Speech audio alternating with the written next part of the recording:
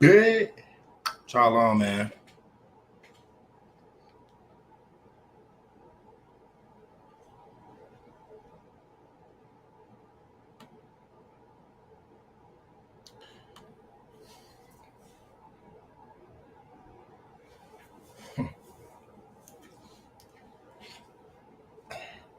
I forgot I said 35.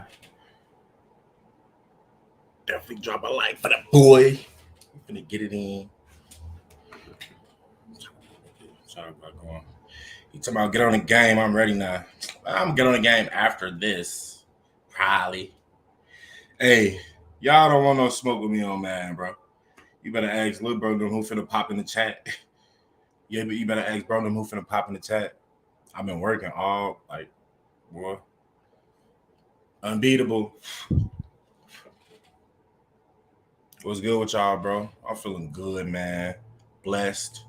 Every day is a blessing if you look at it as such, man. Take advantage of these days, man. Hey, we gonna get it in today, man. Y'all know how we gonna do it, man. I'm gonna give it a little bit. I definitely appreciate it, all y'all, when you coming in, man. If you here for a good time, not a long time, drop a like for the boy. Definitely. Everything is definitely appreciated. Let's see what it's. Y'all see what the title say, man. We're gonna talk about. I don't know. I might let the people on after a little bit. I know a lot of y'all don't like when I do that, but I like doing it. I like hearing what people got to say. Especially, I'm interested to see what these people everybody who think that Lul Tim should be free, y'all keep calling me a hypocrite. I'm gonna get into a few. I'm gonna get into a lot of that today. Definitely drop a like for the boy, man. What's good with y'all? What's good with you, Tata?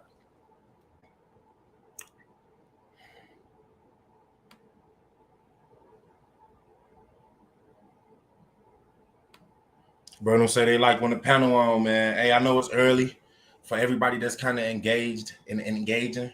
Drop a one if you like when the panel on, and I let people on, man. Drop a one if you like that. What's good with y'all, bro? Definitely drop a one, man. My boy Bino Mob in the building. these the comments. These the comments like this is the ones that I'm getting down on, man. These the ones that I'm getting down on. He said, "Don't dog Lul Tim out. He did his thing, man." All right, I'm getting a lot of ones. I'm getting a lot of ones, man. I'm getting a lot of ones. He said, "I'm gonna whoop him with the Browns." Well, hey, you still talking about Madden, bro? It's over with. Louis, my boy, what's the dilly? Definitely my boy Louis Pay. Yeah. Hey Louis, I'm gonna need you to jump on, man. When I drop the link, I'm gonna need you to jump on. Today might be a long session. We might be here for like 3 hours. I don't know. We got things we need to talk about as blacks. Not even just blacks, but as people. You feel me? But first, I gotta talk to the black community about the Lul Tim situation. You know, because it's certain things like we hypocritical in the black community. Very hypocritical in the black community. Hey, money line up little D. Why you say, man, hell no, what's going on? What's the deal? I ain't getting into nothing right now, man. I appreciate if y'all, drop a like for the boy when you come in. Again, if you're here for a short time, good time, not a long time, definitely drop a like for the boy, man.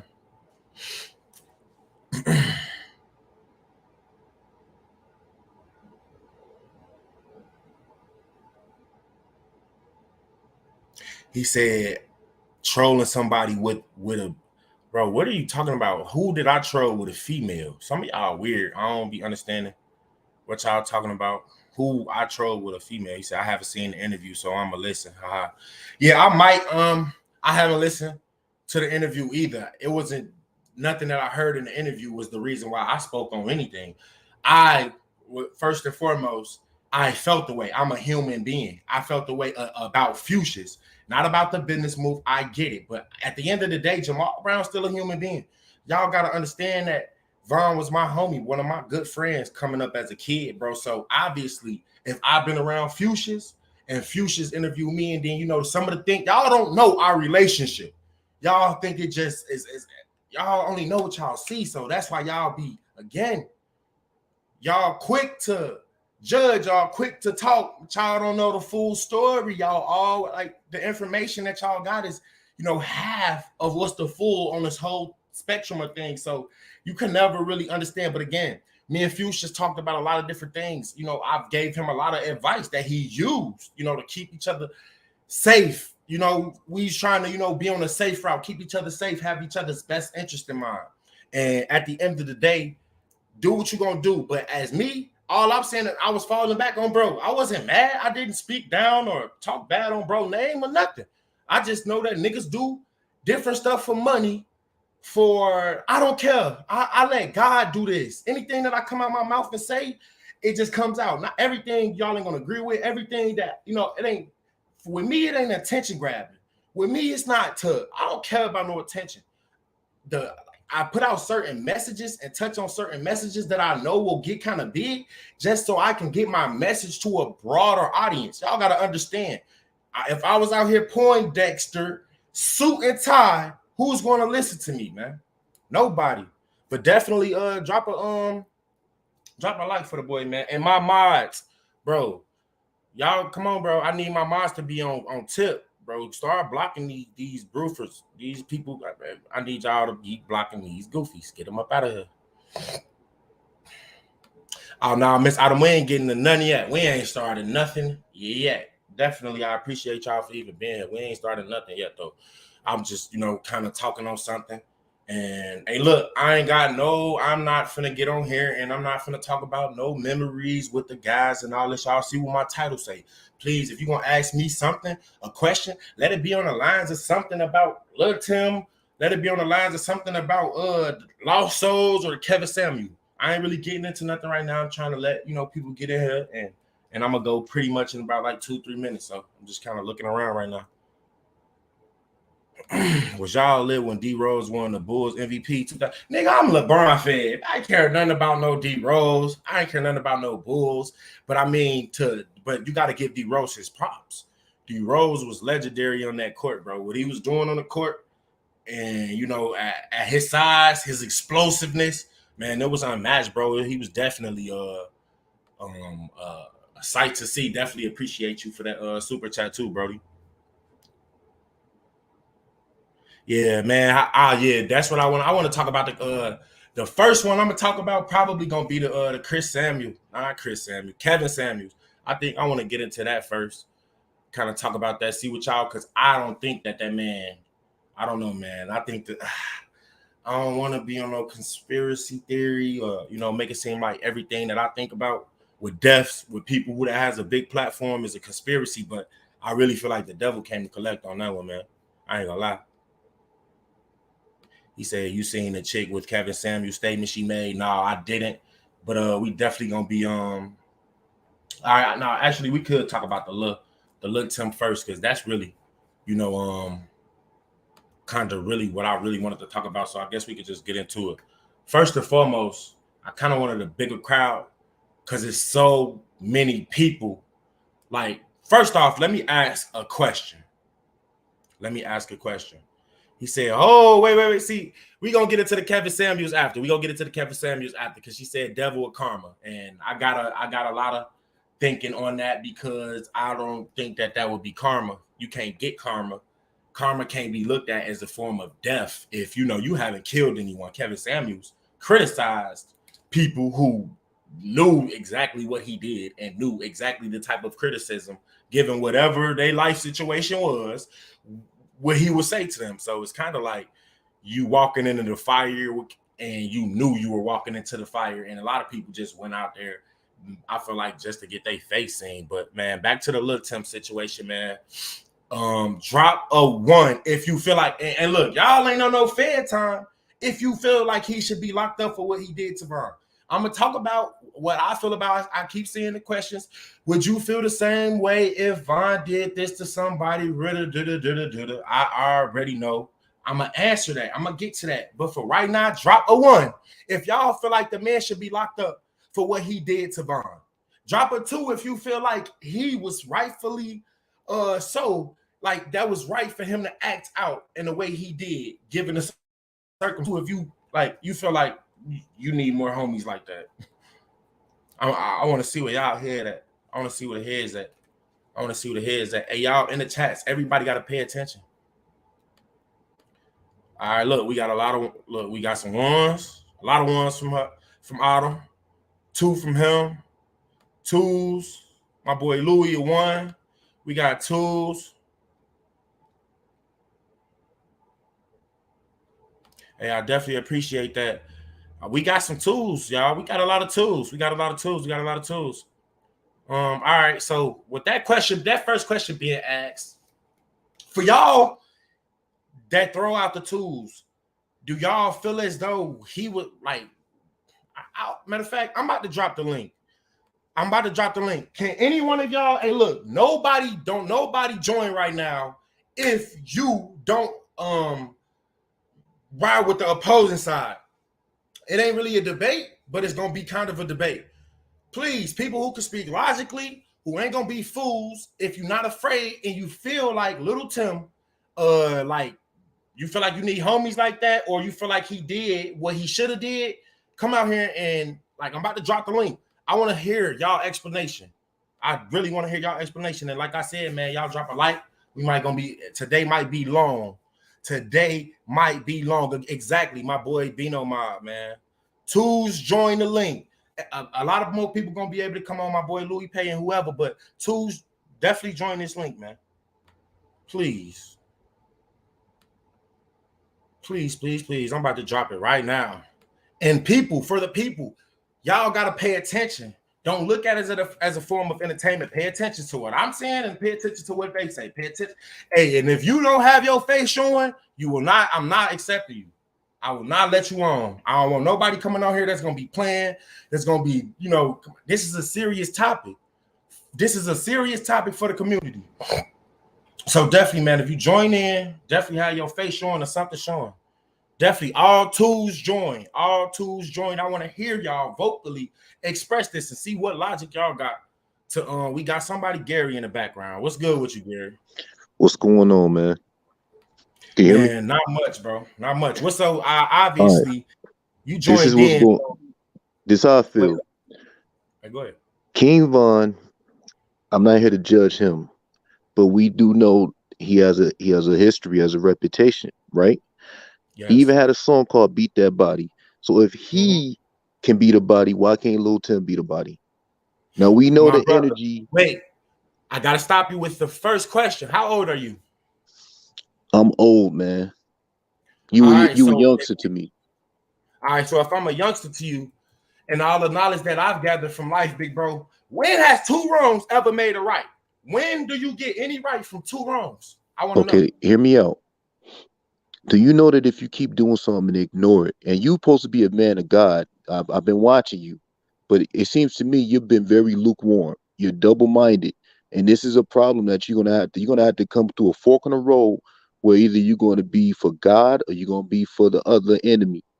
But you are picking sides because that's your friend. Now he might have been your friend. If I was picking sides with King Von, why would I get out here and I speak on the murders that he did to try to get families restitution? See, y'all see parts of my videos and parts of what they showed y'all, but I don't think a lot of y'all watched me enough. I don't think I'm telling you that you know that it's a spiritual. Listen. I don't think a lot of y'all watched me and heard that I'm defending my claim. Okay. Can I defend my claim about the things you said about Go ahead.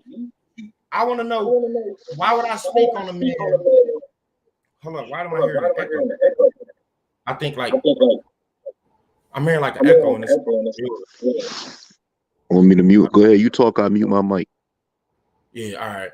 So if I was being biased, any bias towards this, y'all pay attention. Why in the world would I come out and I tell people that I believe that if you live a life like King Von lived, you will not receive salvation. You won't be able to enter heaven's gate if you pass away like he did. Why would I let out all the videos saying King Von should not be an idol? King Von shouldn't do this. You shouldn't have your kids, gravitate towards his music, to his message. In what way am I a hypocrite? Because I felt as though Lul Tim should be locked up. I felt as though Von should have been locked up. Because I did not come out in a video and say it, don't mean I did not feel that way. I didn't glorify anything that Von did because I spoke on it. To speak on something Okay, doesn't. can I speak now? Go ahead. Okay. When you say what you felt like doing and what you did do is two different things, you got to realize that your life is based on action. So what God sees is your actions. He does not like all I woulda, shoulda, coulda don't mean nothing in the end. Now, Vaughn had a couple numerous chances. I'm not gonna say it's so many videos. They try to put so many bodies on this guy. I don't know. All I know is that at the end of the day, uh, he's on go. We all know this. Vaughn is on go. Okay, can we Did both you agree on see that? in the video where Von posed a threat other than a fight? I'm Even confused as let though me let me let me y'all think a explain. Let me man's life explain. Let was me explain. guaranteed because of his background. Can I Because explain? that so no But can way, I? You because not let y'all me don't explain though. you got a hypocritical mind. No, I don't. So Let me do a tell you black why. man do a black is it rightfully so that a police kill a black man with a record just Okay, because he has a record and can, they know he has a record? Is it okay if he kill him and they know he's dangerous? Is that can I okay to a black finish? man? Listen, But can you answer this that is what. question? But It was a you fist gotta let fight, me and talk y'all keep first, talking brother. about because of a I'm no, gonna you let can't you finish, talk. man. Get out of here.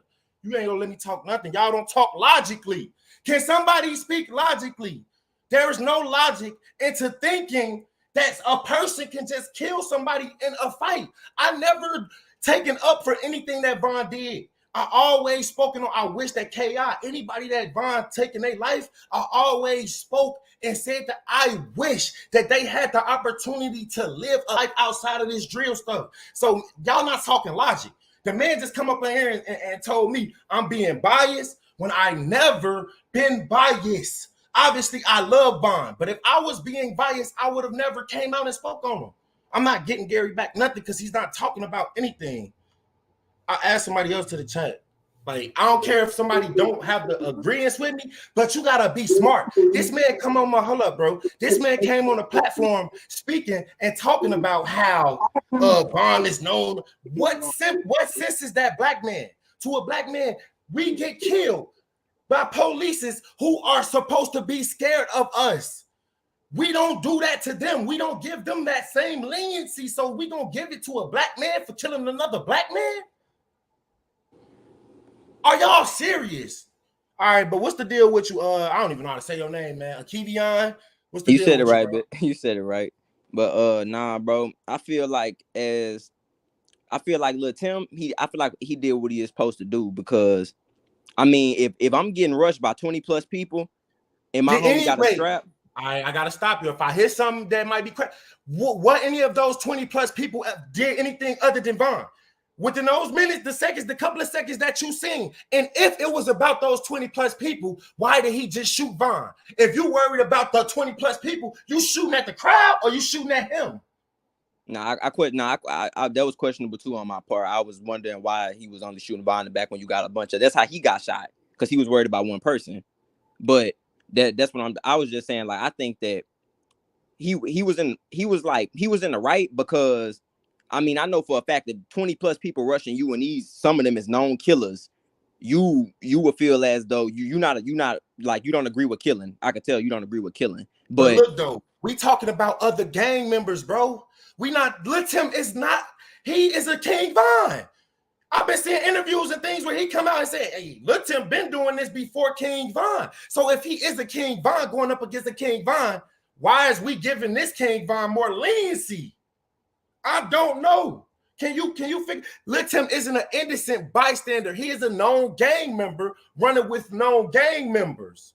yeah, he ain't innocent. But I don't feel like people give Von no leniency because his fans was cheering him on when Von, and I listen to Von music, but his fans and I see the comments about him. Von was a real demon. Von was a real shooter. So I don't feel like people treat Von like he was no Like monster.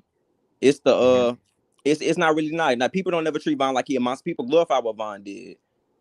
And a lot of yeah, people is I hypocrites feel on you. that end because they feel like they glorify what Von did, but they That's feel a like lot of loss. Lil Tim But was you wrong glorifying for what Lil shooting Tim him. did though. You glorifying what Lil Tim did when you come on here and you say, hey, bro, I'm not trying to come at you. I don't want to come at nobody. I want us to understand how the world is tricking us to hating ourselves. With it's the situations. Once they can get you to be on the outside of the situation and like, oh, I don't agree with this, so I'm gonna be on this side, it gets us to validate the loss of life. Nothing validates the loss of life. No man can say who validates the loss of life. Only God can do that. We trying to play God, being man, and that's where we are wrong. None of this should have ever, you feel me, escalated from a Vaughn was hitting this man by himself. The dude ran to that car so fast if he knew it was game time. He already had that in his head. If you ask me, it did not, bro. If a fight is breaking down, you not finna the first thought in your mind, and you know this is famous people. So the first thought behind my mind is if I know that this dude is famous, it ain't gonna be to kill him. I might want to beat him down. I might want to get the clout from beating him up and stuff like that. But my first mind, what I think first is not going to rush to try to get a gun and just start blowing and kill. I don't think in the mind when that type of situation arises with the people that it happened with, not just regular people, but the people that it happened with, I don't think that a normal person would you know, like, be so quick. And then I think that if he was scared or he feared for anything, nigga, he would have been blowing at everybody. He wouldn't have been so close up on Vaughn and did it like, man, I got such a short time to do what I got to do, so I'm about to hurry up and do it. That's how it felt to me. No, I see what you mean though. I see what you mean. I from what I speak of like personal point of view. I don't speak of like because a person, I've been jumped before. That's what I'm saying. I speak of personal, man. I can't tell you when I'm getting stomped on by 15 dudes how I really wish somebody would come blowing. Like that's why I'm saying I speak from a personal. I want to touch on this. I want to touch on everybody's not a fighter though, because everybody's not a fighter. You mean that y'all pussies? You dudes is bitches. That's y'all point. A lot of y'all don't fight. So if you don't fight, don't talk shit. Don't get into nothing and let it be that. Because why do you think for a little moment of anger, it is worth somebody's life for you who just dropped that? That don't make no sense. Everybody ain't no fighter. So if you don't want to fight, but you talk shit with the hopes that if anybody talks shit back to you or make you feel less than a man, you want to kill it. You want to kill him. You niggas is bitches. You niggas is worse than females. You niggas are the scum of the earth. And I don't think y'all get that. And these niggas is older than me. They older than bro right here. I can tell he like 19 to 21, 22. I'm 20, man. Exactly, I could tell. And us younger dudes, more knowledgeable, more smarter. We could talk more than these old heads. Really think about, we had nothing but bad examples to look up to. Like bro just came on here and tried to make it seem as though because Vaughn was a killer, that niggas killers everywhere. Because Vaughn was a killer, that his life was warranted being taken. Because somebody like get out of here, bro. I ain't trying to hear that. Y'all gonna have to bring some more heat on. Y'all gonna need some heat for me. Y'all gonna need some heat because you niggas ain't winning. That ain't got no logic right there. He said, if I'm a hold up before I let you talk smooth money, and I appreciate that. I can't even say your name. I appreciate what you had brought to the table, though, my boy. It's a keep, yeah. It's good. Hey man, definitely appreciate you, bro. Stay up, my boy. I'm gonna touch on this and then I'm gonna let you go, bro. He said, if you're a man of God, why won't you pray for Lul Tim instead of wanting him in jail? God said forgiveness is better than sacrifice, little bro. It ain't about I can forgive somebody, and God don't forgive people just because. You gotta do stuff for God's forgiveness. God's forgiveness ain't just going and I can forgive Lul Tim, but why can't I want him in jail? If somebody killed your little brother or your little sister, big bruh, or if somebody did that to your family, big bruh, would you be feeling like you want to forgive them? Because black people, we go one or two ways. Oh, we don't want to forgive you. We want to kill you ourselves, which ultimately we go down, we fall. If I put my life on the line to kill somebody, if I'm getting get back, I'm throwing my soul in the furnace. So where do we stand? But what's the deal with you, smooth money, man? I already know what side you taking. That's why you joined. But what's the deal with you, man? Why you feel as though Lul Tim was validated in his actions, man? And y'all, please drop a like for the boy, man. I definitely appreciate it. I ain't even gonna say bro is validated. It's how I look at life. Niggas who come from a harsh upbringing of being a child, they understand the killers. Even if they don't go that way, you grew up abused or whichever case. I'm talking about the gutter of the gutter.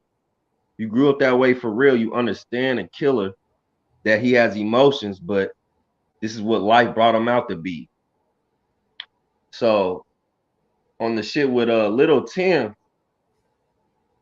I feel you right as far as if nigga catching the fade. See, I'm from LA, nigga catching the fade. Whoop-de-whoop, we gonna do that. Especially if I don't know you for real and it ain't no real shit between us. Yeah, I can't be smoking those streets They like should that. have let the fade go Oh shit. and did Oh what my it was. bad, bro. You But go at ahead, the bro. same time, King Von's people didn't do right by him. Y'all let him hop out in front. What the fuck's wrong with y'all? Y'all should have been whoop bamming everything in that motherfucker before he even came out that motherfucking car. Had the whole All right, but situation I hear you put speaking together. though. But nigga, but what side soul are you rocking with? Do you think? Because I understand it, nigga. Like, let me just be honest with y'all. Y'all niggas don't. A lot of niggas don't really know what real killers even look like. Y'all get niggas who fake it until they make it, until they kill somebody on accident. These niggas ain't really killers. I don't think. And why? How I know? If you was a bitch when you was a shorty, you gonna grow up to be a bitch.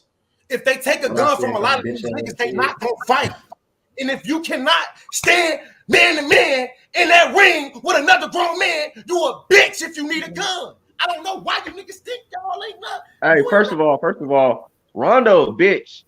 To me, that nigga claiming the hood, he ain't even from for real, nigga. You way out in wherever the bum fuck you at claiming the hood from where I'm from, nigga. That shit weird.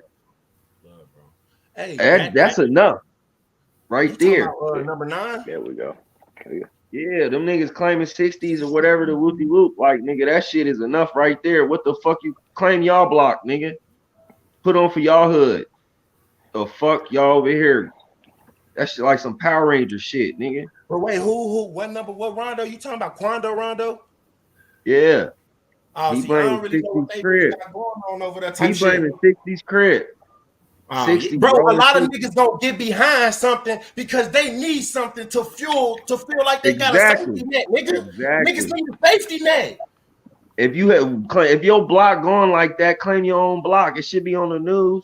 It got some history to it if your block really like that. But if it ain't, nigga, you gotta claim something. Hope some niggas help you out with it wherever you at. Like the nigga a bitch, period. I don't even whatever the fuck that nigga name is. Like you obviously see he getting extorted by Big U and them out in 60s. But I mean, I mingle in the South. I fuck with some niggas, but they really tied in. But nigga, who the fuck goes to where the fuck this nigga? This nigga ain't even from Atlanta. Who the fuck goes out there? Who the fuck put y'all niggas on? For real, for real. That's the question before anything. Where pick up this gangster shit. Cause a lot of niggas just Hey, but have a look though, bad I want to let bro situation. talk. I want to let bro talk. Hey, Blaze. Yo, Cause first off, I want to say something. HGBTV, that's my homie. He already on the real nigga side. So Blaze, yo, what Nana. side you taking? Why you feel as though? Cause majority of y'all that's supposed to be on here, y'all supposed to be taking up on the side of you feel me, from rocking with him, not rocking with him, but feeling as though what he did, he was okay in his actions. So how you feeling? All right. What's your So thoughts on it? this my whole situation. My whole thought about that whole situation. It's Von, bro. It's like that's your boy, so you know what time Von is on. My thing, cause like I'm neutral to all this. I Why don't have y'all no keep side. saying that this No, is cause my no, cause boy, so I know I'm what about to time hit you. Brian is I'm about to on? tell you. I'm about to tell you. But The no, you my can't tell me nothing when no, I've already said that I'm not taking up for no. Von. I never took up for Oh, none of the okay. shit that he But did. this what I'm saying. It's the not the it's the personification that they gave Von.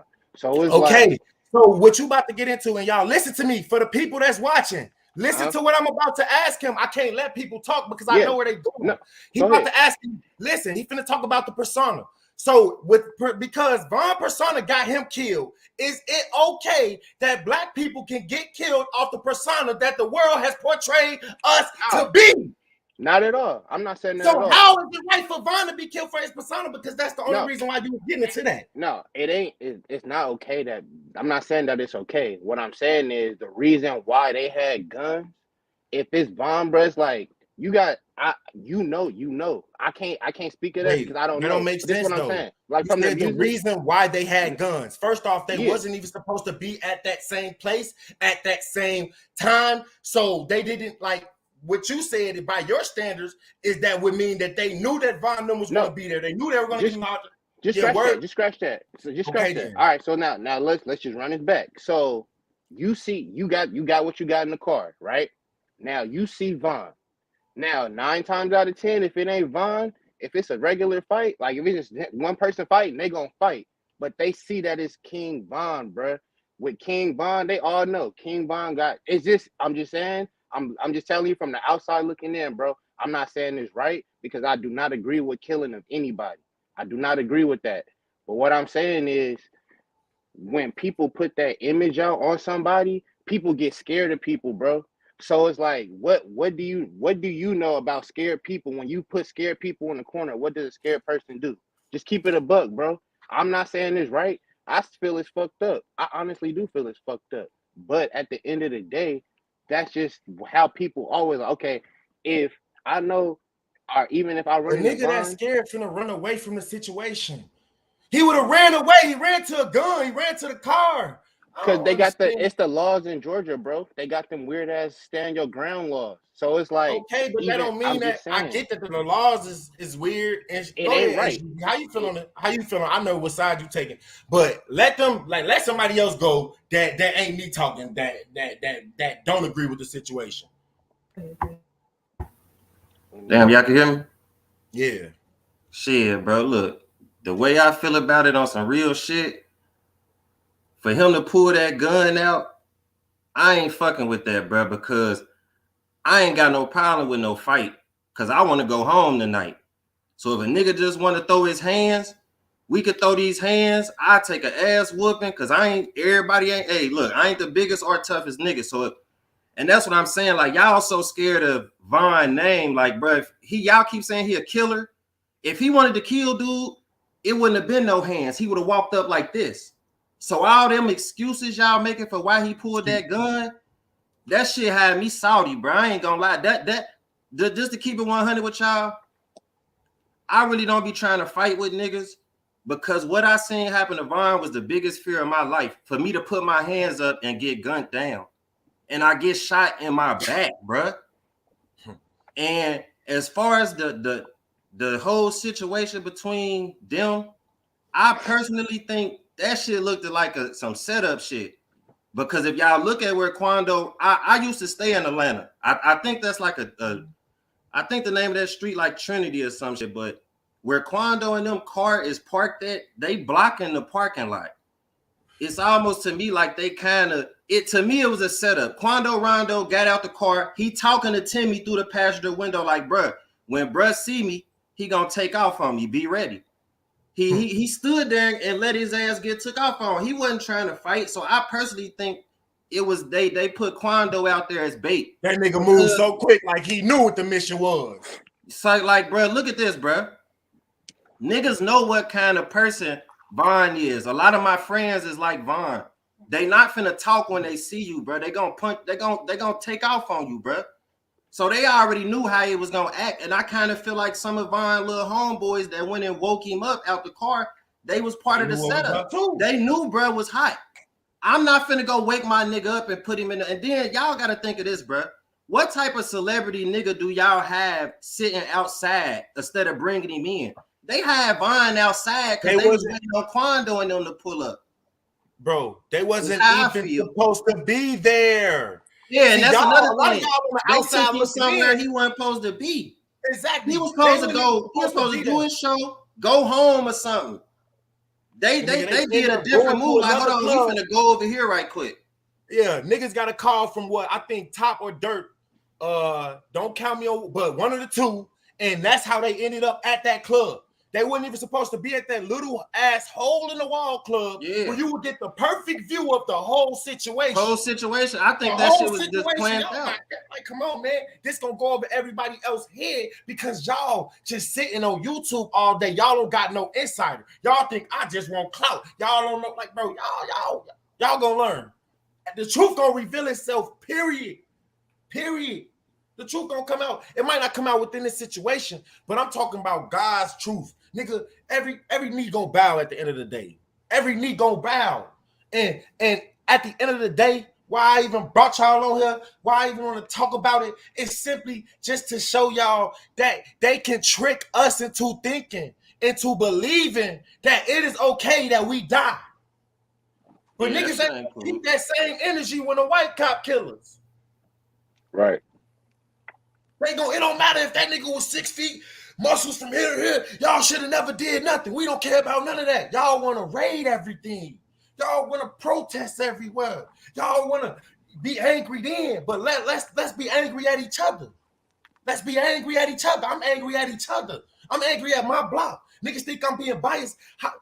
What side? First off, y'all say I hate on O Block and I'm being biased on Vaughn and I'm being biased with Vaughn.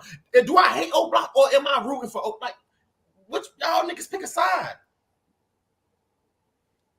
I ain't gonna lie. I don't really see no bias because shit. He done got on here and told y'all. He done told y'all my boy ain't no role model. He done got on here and told y'all. I ain't gonna say he spoke down on the guys, but he spoke truth. So I can't really say he biased. Like he done spoke against it and he done spoke positive. The good parts. Vaughn got killed because he loved his people. And I say all the time, he used his light that God gave him for the wrong purpose. But that didn't mean he didn't have a light. Everybody got a light. I'm sure Lul Tim has a light about him. But it's what you choose to use your light or your gift or whatever it is that you got. It's what you choose to do with it. That makes you who you are. Like, people don't understand that when you really love somebody, hold up, my boy, when you truly love somebody, you tell the truth. Me telling Vaughn truth might be doing something for him in the spiritual realm because he didn't get to tell it. You just don't know how the way of the world works. Y'all think I want to get out here and speak on my boy and say certain things? On my granny, I don't. Ask any nigga that talk to me. Ask any of the shorties that I get out here and I play the game with, that I chop it up with. Nigga, I tell them all the time, I really don't even be wanting to do this. But God know that I'm going to listen to him before I listen to man. And he know that I'm going to be a warrior for him before I be a warrior for man. So he used me and I asked him to. So I get a lot of y'all don't understand what I do, why I do it, why I say some of the things that I say. But at the end of the day, I always said that I speak out on the murders that Vaughn did because if those families can get any restitution off of the money that Vaughn made off the image that he was to the world, then rightfully so they should get it if he took their life. But y'all don't think that way. But what's good with you, Jordan? How you doing, my boy? Yeah, y'all drop a like, man. Definitely drop a like for the boy. Please drop a like. What's going on? Man, not much, my boy. How you feeling? Good, man. I want to tap. Honestly, I really don't even know, like, really what's going on. But I want to tap in because last time we was in here, bro, we had a great conversation with it had a lot of mood. Like, it had a lot, we talked about God and stuff. And the way I tapped out is because it was getting late and I just had to go. You feel y'all was in the middle of something. So I just wanted to say.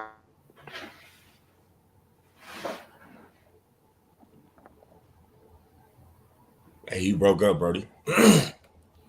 I'm a little passionate, but definitely, I try to keep the vibes good, man. I'm passionate.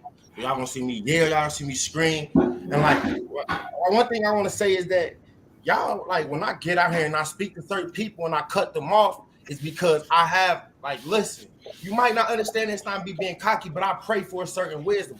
God bless me with a certain wisdom. So I already know sometimes what you finna say before you get to it. And with that being said, like, I like, bro, the wisdom and the knowledge that I be having on, like, you just gotta listen to me sometimes.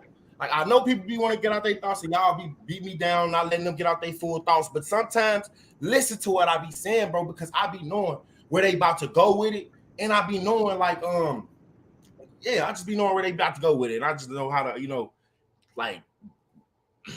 But man, who else? I'm about to add some of these dudes. They ain't got their pictures up here, so I'm gonna add him. Maul, see what he got to say on the topic. What's the deal? Yo, what up, man?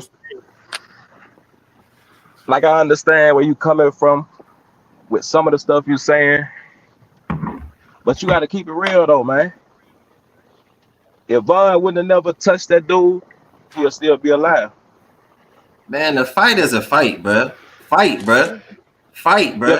If I start a fight with you and I get my ass whooped and then I want to kill you, I'm fucked up. But if you come and punch on me, you shouldn't be one to kill nobody at all, my nigga. A fight is a fight, bro. Shot him, didn't get touched. Man, this what. A fight is, bro. If I put my hands on you, I'm expecting you to put your hands back on me. If I wanted you dead, I would have came at you with the gun off rip. Put your hands. My hands work, bro. Let's go. Put your hands up, bro. We are literally validating loss of life because of a moment of anger. Niggas get away. Hey, man, that ain't. Y'all family, y'all not gonna have that same fucking energy. All right, let me tell you this, bro. I got a cousin that got killed at 19 because he wanted to go around beating niggas up, taking shit from niggas, and hoeing niggas out, man. How I'm gonna be mad at the person who did that to him? Every man won't respect, bro. Everybody can't fight out here. Everybody say fight like fighting is just fighting. If you can't, man, you ain't, man. No, that's emotion. Shut your motherfucking mouth, bro. That's man, it be the niggas who can't fight that be talking the hardest and shit. But you're moving off of emotion, nigga. Talk logically. Because that shit bro, don't make sense. that is logic. That is logic, bro. You tripping, man. First off, let me tell you how it ain't logic. Because you just said a nigga won't respect. That's a feeling. I want to feel respected. That's a man. That's a man. If you don't got respect from your woman, you ain't gonna keep that hold long. If you ain't got respect from your kids, they ain't gonna listen to what the fuck you say. If you ain't got respect from other men in the street, you ain't nothing out here, bro. Every man want respect. Everybody can't fight, bro. They got people who talk about that fighting shit like they done been through 100 different fights. You ain't did shit out here, man. Everybody ain't. It's okay for you to kill somebody. Man, if somebody come to me and want to fight and I take it to another level, that's on you for fucking with me, man. Get the fuck on. We got a bunch of lost people who are stressed, depressed, and they don't care about life. That's why they think that it is okay for another man, like, nigga, since you made me mad, I can kill you if I want to. If I want to take it to that level, I can do that. Y'all bitches, get your whole ass on, man. Niggas ain't got no logic. They like females. Niggas ain't got no logic, bro. Like, a lot of these niggas have no logic, man. It's crazy. Like, y'all niggas gonna have to come on here with actual logic. Come on. What logic is that? Because I want to be respected. Bro, miss niggas that, bro. Niggas act like they getting punched in their face. You ain't respecting them or something. Like 9 times out of 10, you probably was talking stupid as hell, and you knew it. And I think niggas be talking stupid to you on purpose just so they can shoot you for real. I ain't even gonna lie. Yeah. Niggas be talking tough as hell, and they know hey, look, I don't give a fuck if y'all feel like I'm tripping. You niggas' mindsets are in the gutter. That's why y'all don't understand the Jamal Brown. You niggas' mindsets are literally attracted to what everybody else is attracted to.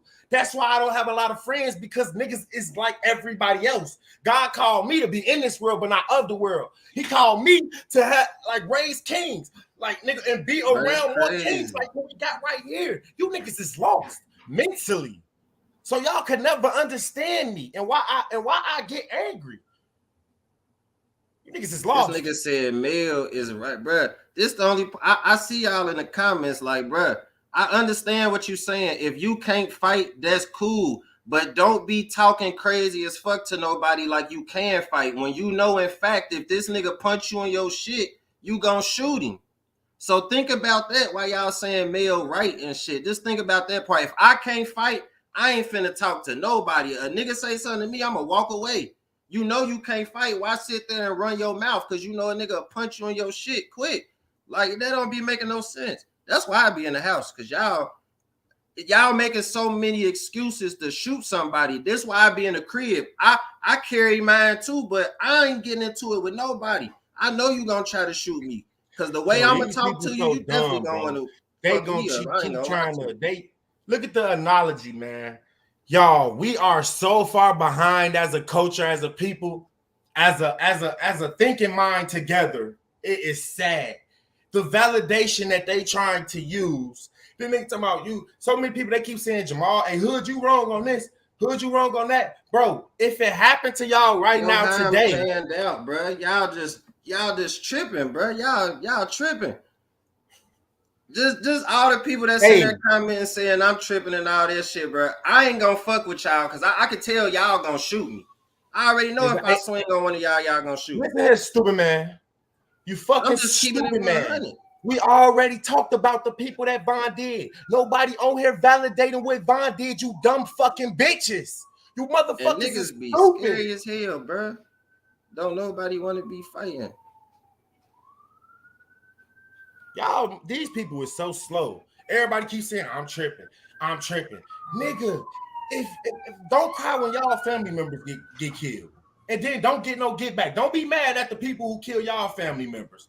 Let it happen. And because y'all family members obviously did something wrong. They said something wrong, so that means that they should be able to just die, right? They did and looked at a nigga wrong. So when a nigga killed them, y'all better not cry. Don't get no get back. Don't be mad because at the end of the day, your family member or whoever you love, they die like that. They shouldn't have been tweaking.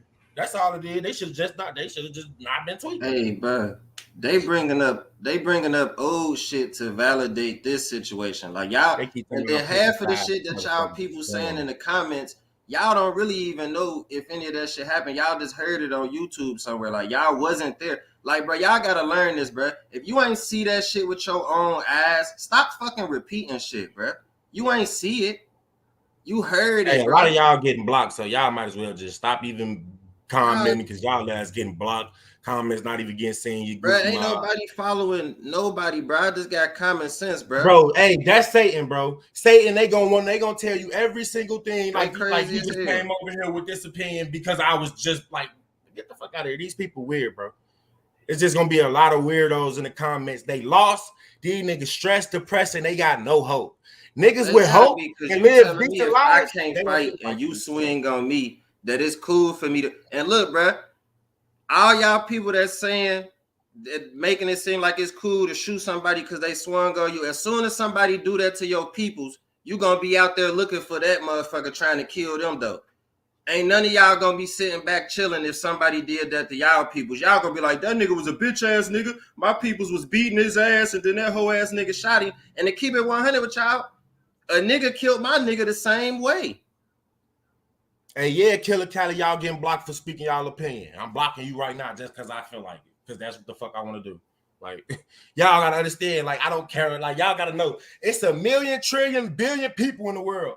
Y'all don't gotta rock with the truth, but the truth gonna get out regardless. It's a bunch of dumbass people that's lost in my chat that I probably don't need anyway. So yeah, I'm blocking a lot of y'all. Y'all dumb as fuck. Fuck. These niggas is weird. Y'all keep saying Jamal wrong this, Jamal wrong that. How am I wrong for trying to validate and trying to just say a man should be alive right now? I'm not saying that Von was a perfect man, nigga. Nigga, Von should have been in jail for the shit that he did. I already said shit like that. So I don't get what y'all just don't like Jamal. It ain't even about what we talking about, bro. It ain't even about you being right. They not looking at it. They not even listening to what we saying. They don't care about what we saying, the message we saying. They don't like me. These niggas just don't like me. That two of them niggas just kind of looking at the comments. They just kind of stuck on Vine image, serial killer. Y'all keep saying a whole bunch of shit he was rapping about, bro. If he was all that serial killer and shit, why he ain't shoot Quando that night? He ain't shoot. So y'all sitting here calling him a killer and serial killer and all that, but he ain't shoot Quando. He swung on him. Like, that don't make no sense, bro. That is, right. I don't know no serial killers that fight people, bro. I would have understood. I don't know serial killers that fight. Come on. Some more y'all, the niggas who think that Quando Rondo them was invalidated. We have yet to have somebody come on here and talk anything other than, man, they thought King Von was a killer, man. Lul Tim is a killer phone And yeah, bro, the same He nigga is y'all phone, rapping the same about bitch killers, that they rap about killing. Quando, He do the NBA, same Youngboy, thing. Dirk, all killer rappers. Niggas, oh, exactly. This all they doing is trolling. So I'm just blocking all trolls. I'm blocking all the trolls. Yeah, They they not even basically hitting is. for the message. They Alright, getting bro. blocked. So you come in, you I talk just got crazy, you're common getting sense. blocked. I guess when you got common sense, Hey, that's what Wayne Tyler motherfuckers Perry. hide behind. They want to call you a dick rider, hater, all that shit. Nah, I just got common sense, bro. That's exactly. Well, I'm trying to comment on this shit. Right, too smart, bro. Hey, Wayne Perry, folks, show your face. I ain't, bro. I'm smart as hell, bro. I'm too old for this goofy ass shit. Yeah, we live in a goofy ass lifestyle. That's all we doing is just a goofy ass lifestyle, man. Niggas want to find every little reason to validate why they don't care. Nigga, if this was another race killing us, man, we wouldn't like this shit. We wouldn't, man. Niggas is weird. What's the deal with you though, Gotti TV? What's the Hey deal, man, man? that shit was good. I was like, shit, I agree with HGBTV on what he said. Like, they use Quando as a decoy. Like, I feel like everybody was in on it. Like, the goal that night was just to get Von up out of there. Like, I felt like it was an agenda on that shit. You know what I'm saying? Like, that's what I feel like. Shit. Fuck all that Von was a killer shit. Fuck all that. Throw all that shit out the door. Shit. They was trying to get that man up out of there. That shit was orchestrated. Exactly. Perfect. Orchestrated. Like some elite And released type the shit. autopsy picture. And that boy Dirk went up after that. Up. Nigga just got a $50 million bonus for what reason? For what reason? Million? He did. Y'all ain't see dropped on his what's it called? I just 40 million to 40 to 50 million. I just got a $40 million extension from my label. Let's talk about it. Google it or whatever you want to do. Who got that? Like the y'all niggas need to understand that y'all who might be sitting at home and don't know about the devil, who don't know about the Bible, who don't know that Satan was the head of music in heaven. So clearly, of the world that he control, he gonna have the head in the dominion of music. This shit go over y'all head because y'all these people don't understand that shit, bro. Niggas is lost. The word is lost. No cap. Shit crazy. What's good with you, Louis? My boy. How y'all feeling, man? What's the deal with you, brody? What's the word, King? How y'all doing tonight? Man.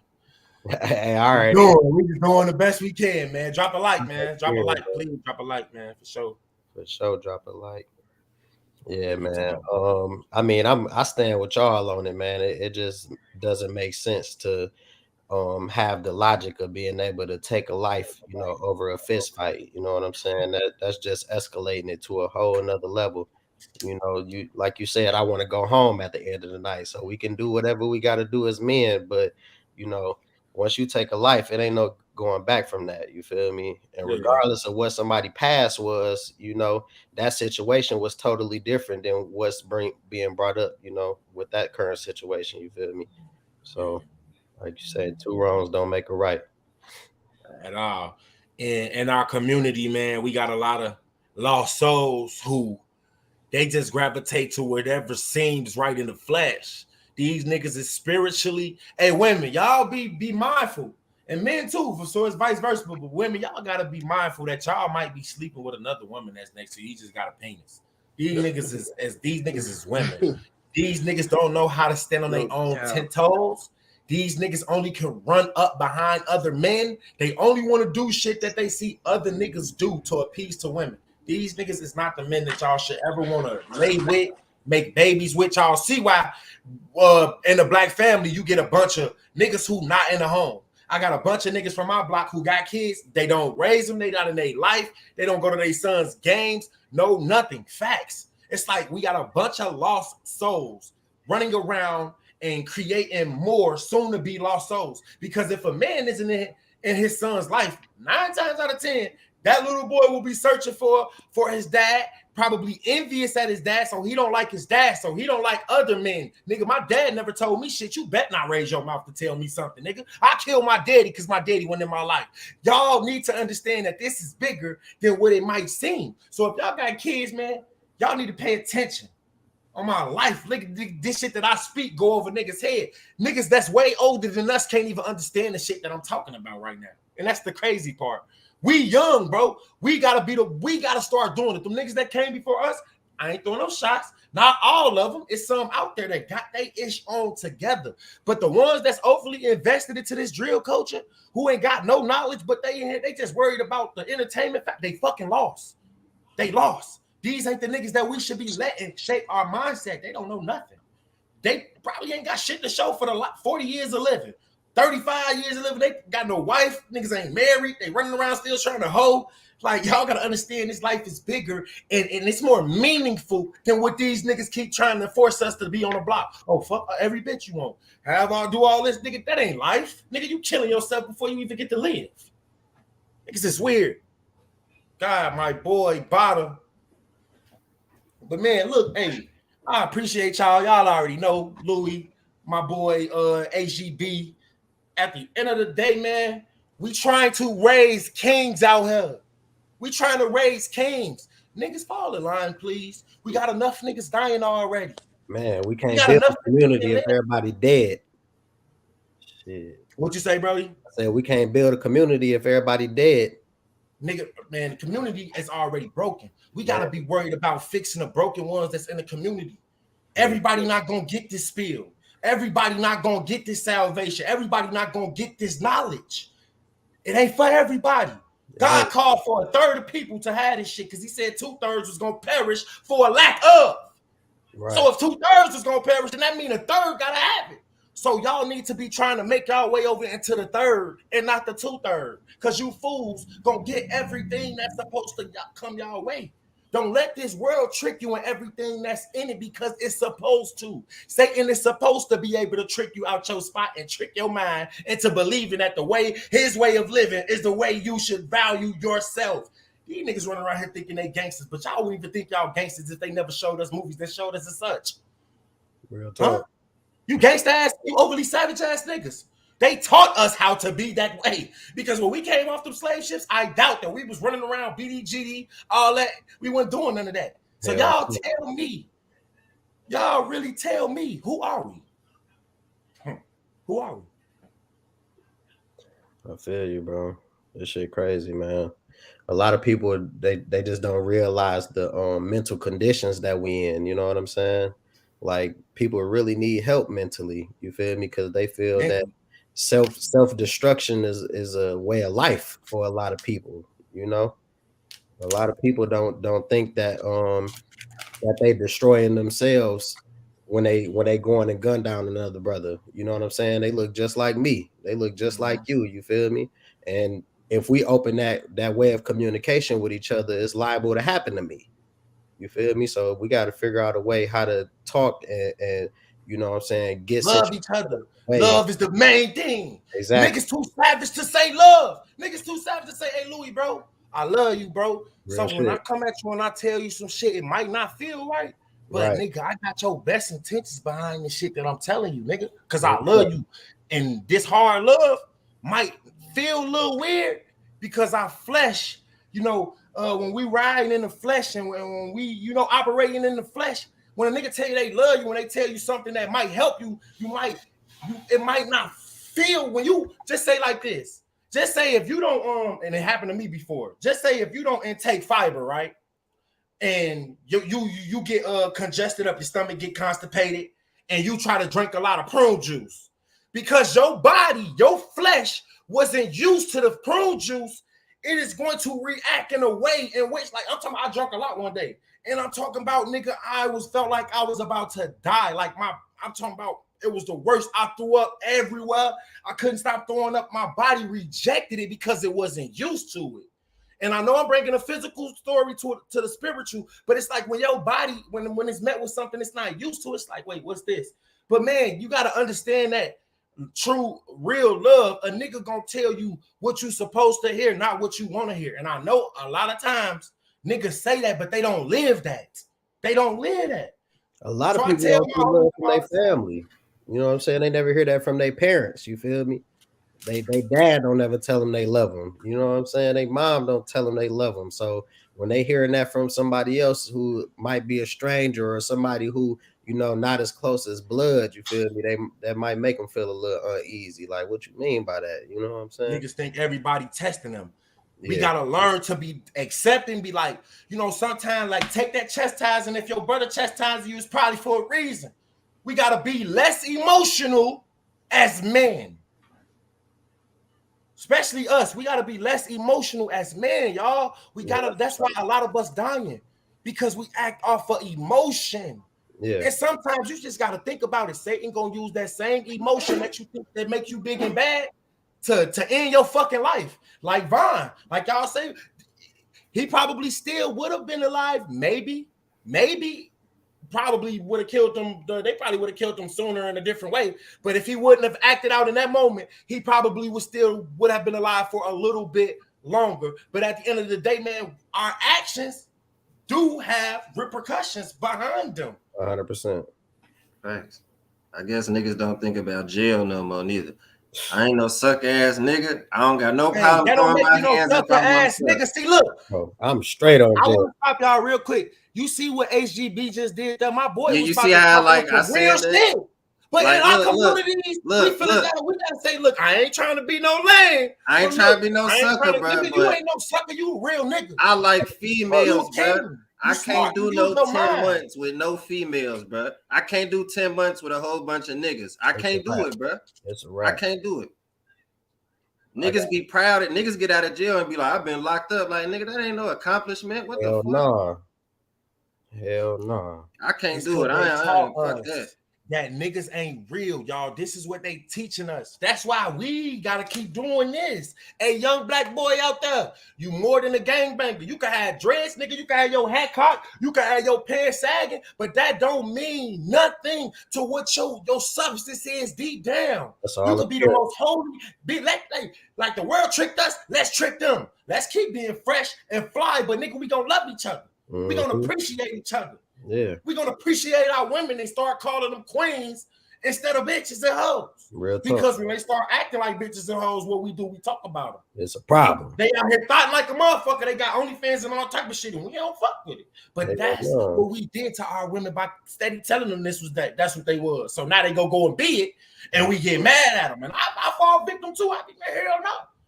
Because I wasn't the one that's telling them it, but we gotta show them a different way. We gotta you a queen.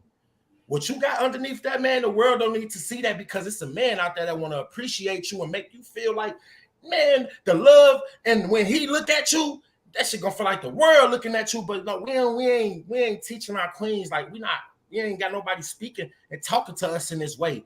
Wow. All we got is a bunch of people teaching us to be promiscuous, teaching our niggas to be promiscuous. It ain't no self-respect. So if it ain't no self-respect, how the hell I'm gonna respect you? When I hate myself, I hate who I am. I appreciate that for real, from the bottom of my heart. Thank you. Yeah, man. And as individual thinkers, we not going to agree on everything. You know what I'm saying? So we got to learn how to communicate in our disagreements. You feel me? It don't have to always just jump to straight fighting or some beef and shit or something crazy. You feel me? Let's just get And hey, look though, if we want to be real men, nigga. You a real man if you duke it the fuck out and shake up. I know that we don't do it no more. Yeah. Duke it out, bro. Your life ain't worth going to jail. Not and it ain't worth, nobody's life is worth not being here for a moment of anger, bro. It's not that serious. Think about every time you get into it with your homies them. Nigga, you be probably 10 minutes, 30 minutes after the argument, you be wanting to call your boy and them, you be wanting to, but the flesh be like, no, I ain't gonna call that bitch that day. But in the back, you like, man, I want to call my boy. I ain't got nobody to play the game with right now. Right. Or I got to it's gonna override. What just happened today. You know what I'm saying? Yeah. Let it pass, bro. They tricking us to killing each other with anger. And they getting paid off of it. Niggas act like they don't know how to deal. Paid off of it. I know how to deal with niggas, man. You want to smoke a blunt, nigga? We can go talk about this. We ain't got to. You want to go smoke right quick, my nigga? Let's come on. And that's how you're supposed to come at it. When a nigga meet you with anger, in the Bible, it say a soft tongue turneth away wrath, but a grievous reply stirreth up anger. So if you come at me like, hey, I ain't that nigga that you think gonna get, I ain't there yet. But that's what God did tell.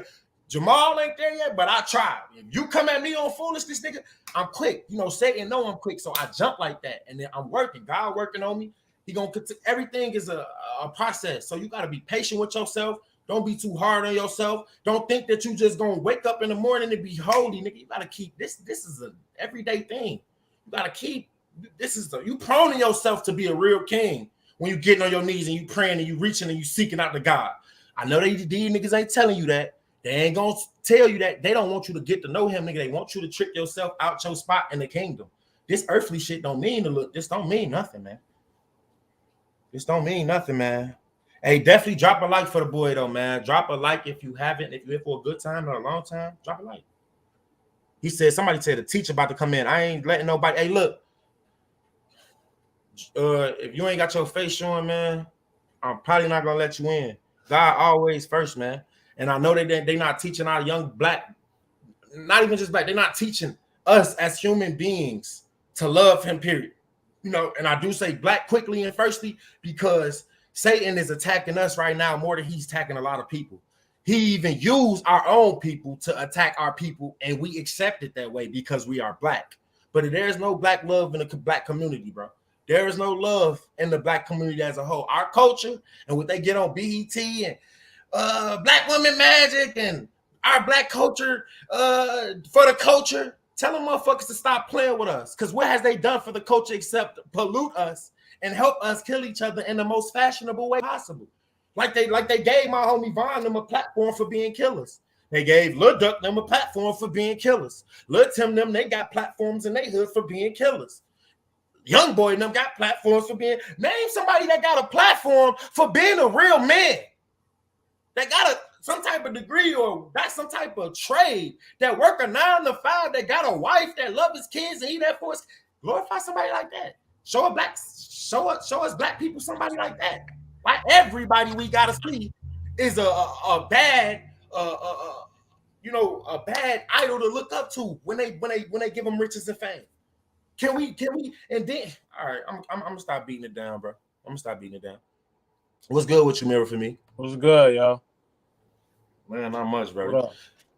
Hey, I want to say something about yo, Jamal. Sometimes you gotta ignore these niggas, man. The niggas that don't know what's up. Like you be saying, sometimes you be saying the same shit. They gonna keep trolling. They don't know. They ain't gonna wake up, like you said.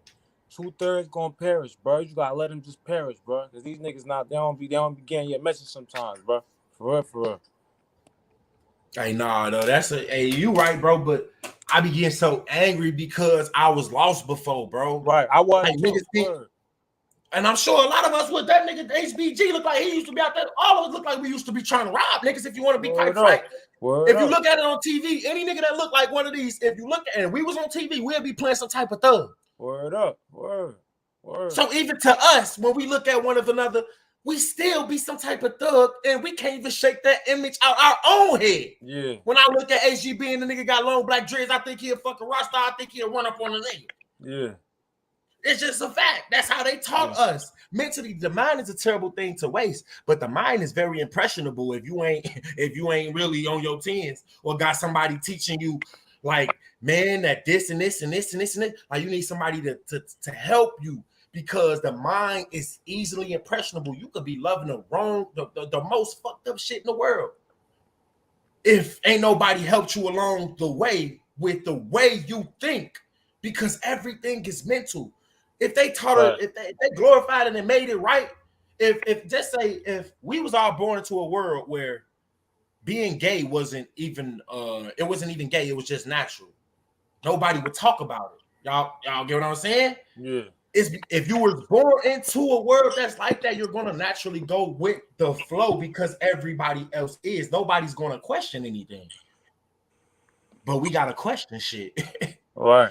Why is everybody doing the same shit? Definitely got to question. Why is so many black? Why is there only niggas that's rapping this way and helping us die getting the bag? And then I was gonna say too, a lot of niggas they don't even know Dirk, but they be on Dirk. Like you don't know what Dirk be doing. You don't know nothing. They don't know none of these niggas. It's just because they don't know none of them. It's just because he got money. Niggas think he real, and that shit don't mean nothing, man. It's a lot of corny niggas with money. That shit don't mean nothing. That shit don't mean shit. A lot of funny niggas with money. Because Lil Durk and Young Thug probably still married. Because when Lil Durk first came out, Young Thug was showing on Twitter, hey, Lil Durk, that's my husband. He locked up with me. None of you niggas better not. That's mine. And y'all niggas worshiping him. Right. Y'all don't know that these butt bandits that get all this fame, And he ain't selling had they nothing to soul say to about it either. they not like Yeah, you I ain't and me gonna just lie. because they I would have look like definitely you had and something me. to say about that shit. He ain't had nothing to say I about wouldn't have came it. at Young Thug crazy as hell, but I would have caught him at a I would show have like my checked that nigga. Let me nigga. holler at you Nigga, on I that real really, quick. That I really husband like shit, that. you gotta cut that Ain't shit no off. nigga finna play with me like that. I don't care Hell what no. platform you got. I would have checked his ass. Hey, bro, Oh God. I'll rock with you. We homies, but nigga, Yeah. I slap the fuck out you call me your wife. Talking about you gonna give me a wedding ring. Right. Nigga, stop Yeah, playing you with got me. me Because fucked Hey, up. bro, what? Hey, it'd be crazy because niggas, some shit that's valid in the hood, you feel me? The industry, that shit not valid. Like niggas wouldn't do that in the hood. Niggas look at you like, oh, you sus, bro. Fuck type time you on. But Super sus. because niggas rich, that shit cool. Like, oh, Exactly. Because you feel niggas me? rich, they get to wear dresses and shit and Yeah, paint their nails black. That shit weird. That shit weird, bruh, bro. That not shit only weird. that, do y'all see how many gifts them niggas be buying each other? Exactly. Like super lavish gift. Like Young Thug gave NBA YoungBoy a chain of Young Thug. Man, I'm not wearing that shit. Right. What the fuck you Go tell thought, a bruh? nigga what these niggas do for the homeless community. Right. Where's Right. the Right. programs for the adolescent kids with Right. no fathers? Right. Huh? What Right. are programs at in the hoods where we really Right. suffering and hurting that y'all got a bag to buy $100,000 chains, which means it really ain't shit. If they could give Lil Baby, Young Baby, what James Harden gave Lil Baby, this fan ass nigga of a rapper, he got more money than him, but he fanned out of him and he give him 100,000 and some Right. donut. Nigga, did you give 100,000 to give 100,000 to these cities that need it? And I'm talking about really see that 100,000 through to actually having things in place for our kids to live. If y'all say y'all for the people, Right. And then like Jamal, you watched that the Dirk interview with Wallow in the AHA video. Some of the niggas in that video look bummy as hell. They around Dirk. How you around a nigga that he got $1 million on the table, but y'all look bummy as hell? The fuck? Where the money going to? That he ain't sharing that money with them. He ain't breaking that shit down.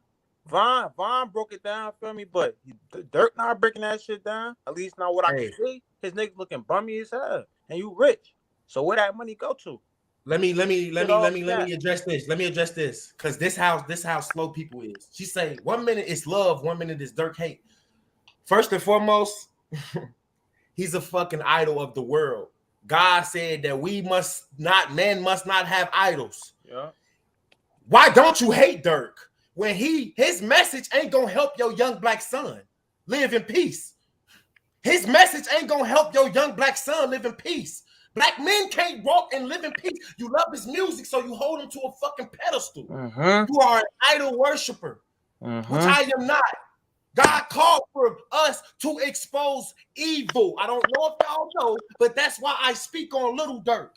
Because his voice can save millions of lives, but it don't. What he do? He further tear down the black community, you stupid fuckers. Right. Now, with that being said, get the fuck out. That shit wild. Right. You would put your son on Dirk before you would put him on a Malcolm X or a Marcus Garvey or something. Right.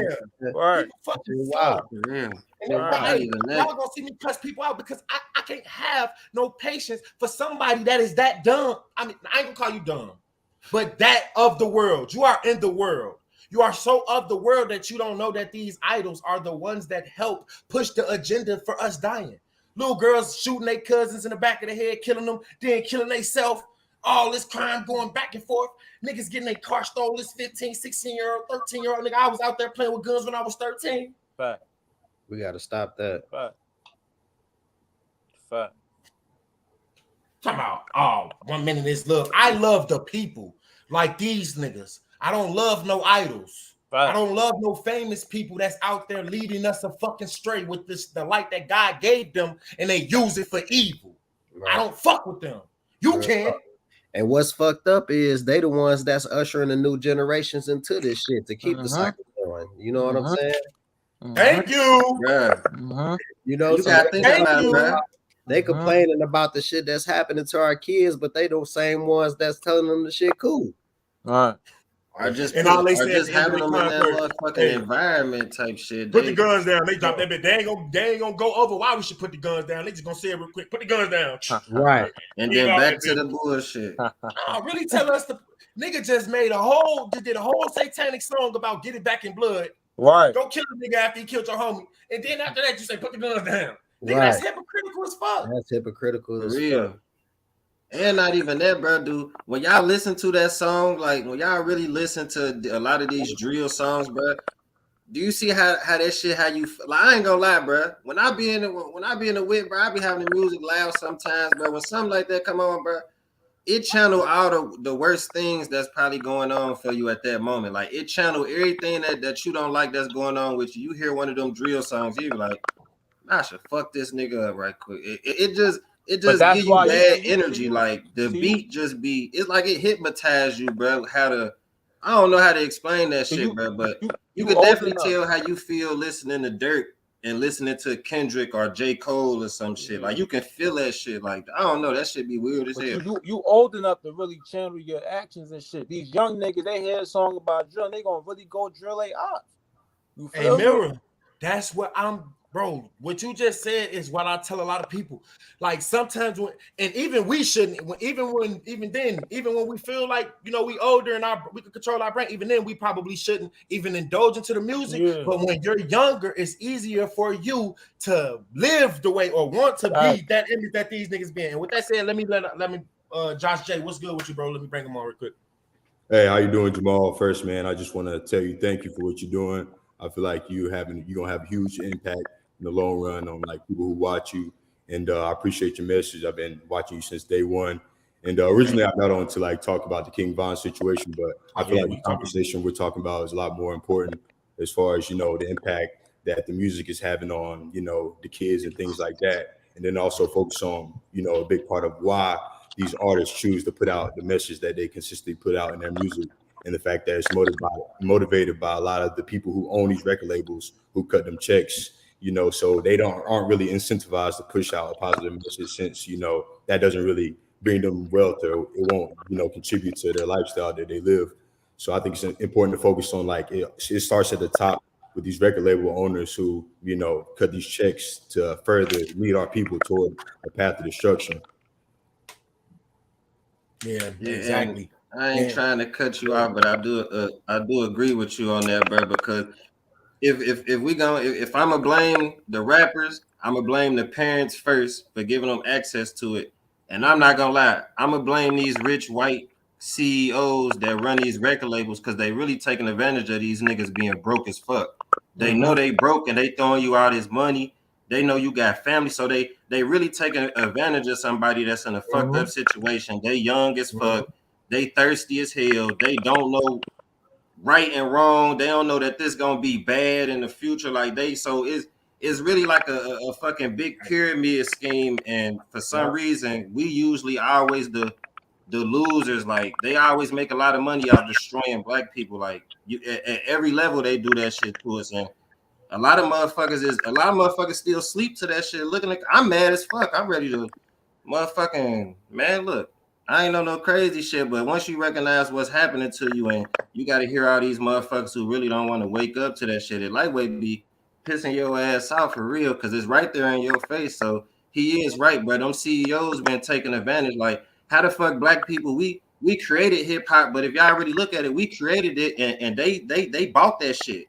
They run some shit we made. Like they selling us death and destruction. Like they in the penthouse getting rich, all the rappers dying and shit. They probably got insurance policies on them, cashed out. Like them motherfuckers getting over on this type shit for real. That shit crazy. So you is right about that.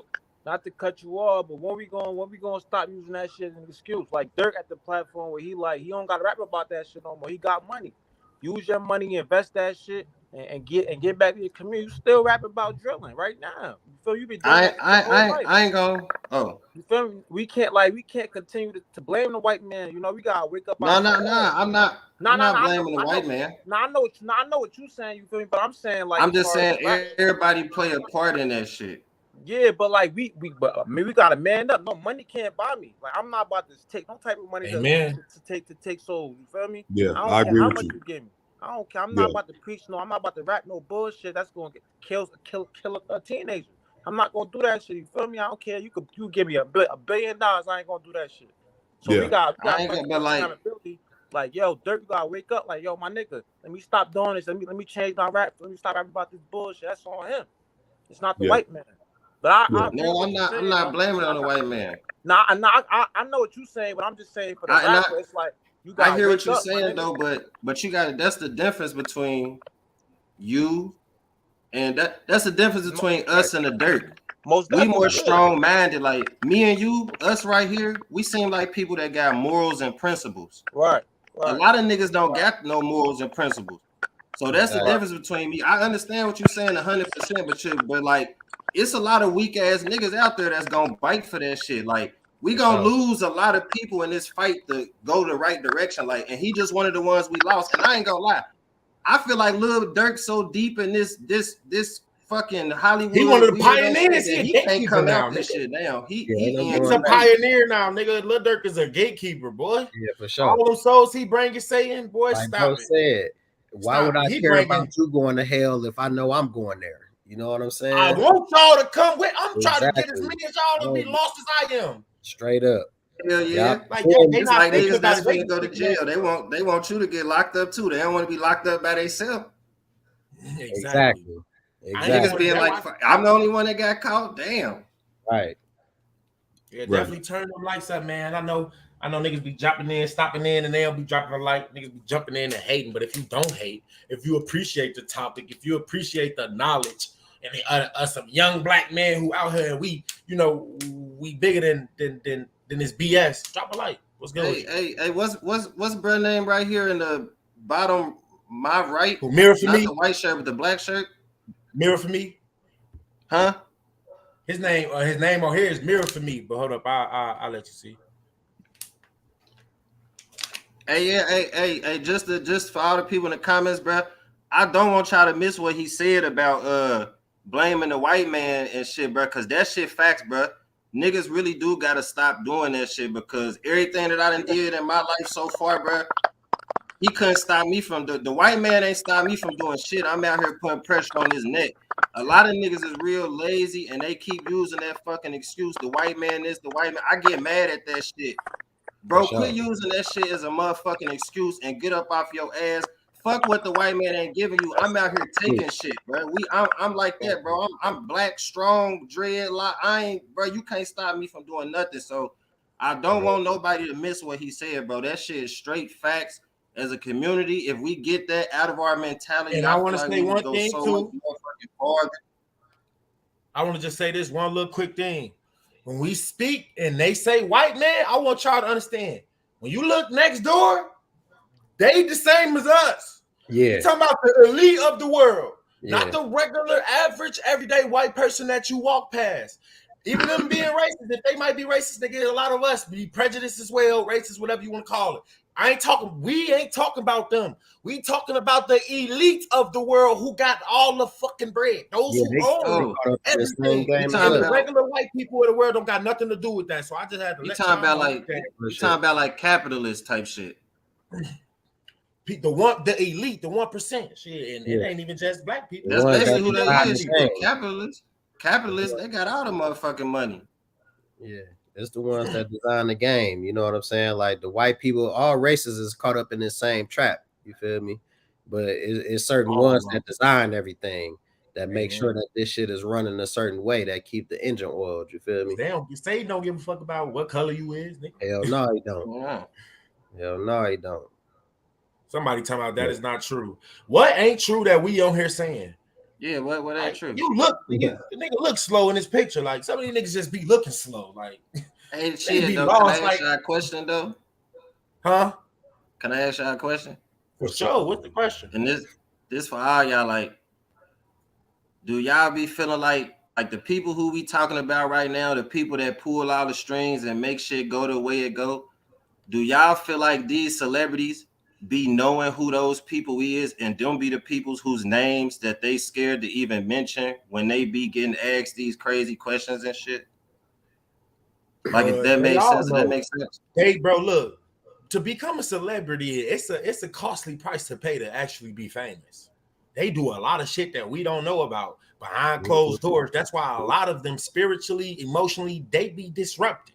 Some of them can be okay with it because they already sick and evil and twisted minded. But for a young black boy who really just thought that he's just finna go get a bag, them be the ones they kill off because they can't They not finna keep sacrificing people. They not finna keep going through gay rituals and all these rituals that people gotta go through. And one thing, look, I'm finna play this little small video real quick. I'm finna play a small video about one of the presidents talking about the skull and bones. It's a 30-second clip. I'm finna y'all can talk it up, and I'm gonna just chop back up, come back on. Y'all need to pay attention to this. So, I think they aware of some of them, but I think it's motherfuckers that's so high up that you wouldn't know who they is. You know what I'm saying? Like they ain't met them. They know about the motherfuckers that's in the middle. You feel me? They don't know about the motherfuckers that's running them on top of them. You know what I'm saying? Like the shit gets so deep. That's like when you at a motherfucking job. If you working at a motherfucking hardware store or whatever, you don't know who the CEO is, or you don't have relationships with him, but you got relationships with the supervisor. You know what I'm saying? But the motherfucker that own the company, he ain't nowhere near around to tell you, but he the one that's really running the shit. You feel me? So I feel like they might be aware of who some of the big elites are, but the ones that is motherfuckers on top of them that they'll never see. You feel me? All right, so think of it like this: like when you first start rapping, and you rapping with little rappers, and then say you get up there rapping with like the Drakes and the Diddies and the Jay-Z's, like, so them would be people in my mind who a little bit more closer to higher up motherfuckers. So when you start getting invited to the Diddy parties and shit, do you think like, all right, now you getting closer to starting to see some of these executives and maybe some politicians and shit, and some motherfuckers that's really like, oh damn, like what the federal government in here kicking it with y'all and shit, like what the fuck, like what's going on? Like I got DEA in here kicking it, what the hell, like that type shit. Like the higher up you get, the closer you get to that shit. Like, and I think Dirk pretty high. He been rapping with Drake, all them motherfuckers. Like, yeah, I agree with that, but I ain't gonna lie, that nigga scared me. I ain't gonna hold it. He scared me. Fuck all that shit. Queen Elizabeth, you know what I'm saying? Like she somebody on that type of level. You feel me? It's like different tiers to it. You know what I'm saying? So a motherfucker like the president or a general, whatever, like they got some shit that an entertainment person couldn't touch. You know what I'm saying? So just because they entertainment and big in that, they ain't gonna be on no political stage where with a queen or a king of a country. You feel me? Hey, yeah, y'all can hear me? Yep. Yeah. All right, yeah. This the little video real quick, man. I just want y'all to see this video for a little bit. And like just pay attention to what they said. Let me know if y'all can hear this too, bro. I'm trying to play this. I want to act weird. Hold up, man. It's in my control. Can y'all hear that? Mm-hmm. Yeah. Y'all can't hear this, right? You were both in Skull and Bones. Yeah, we hear it. It's so secret we can't talk. What does that mean for America? Go back. Listen to what he said. Secret Society, Skull and Bones. Y'all need to do y'all background research on this. You were both in Skull and Bones, the secret society. So secret we can't talk. What does that mean for America? It's so secret we can't talk about it. Are y'all hearing that clearly? Yep. Yeah. I'm gonna just replay it one more time, and then we're gonna continue our talks, because people just swear up and down that this stuff is a conspiracy, that people are just we don't like people with money. Like, bro, y'all gotta understand that this is real, bro. It's real. Both in Skull and Bones, the secret society. It's so secret we can't talk. What does that mean for America? The conspiracy theorists are going to go wild. I'm sure they are. I don't know. I haven't seen the web. Number 322.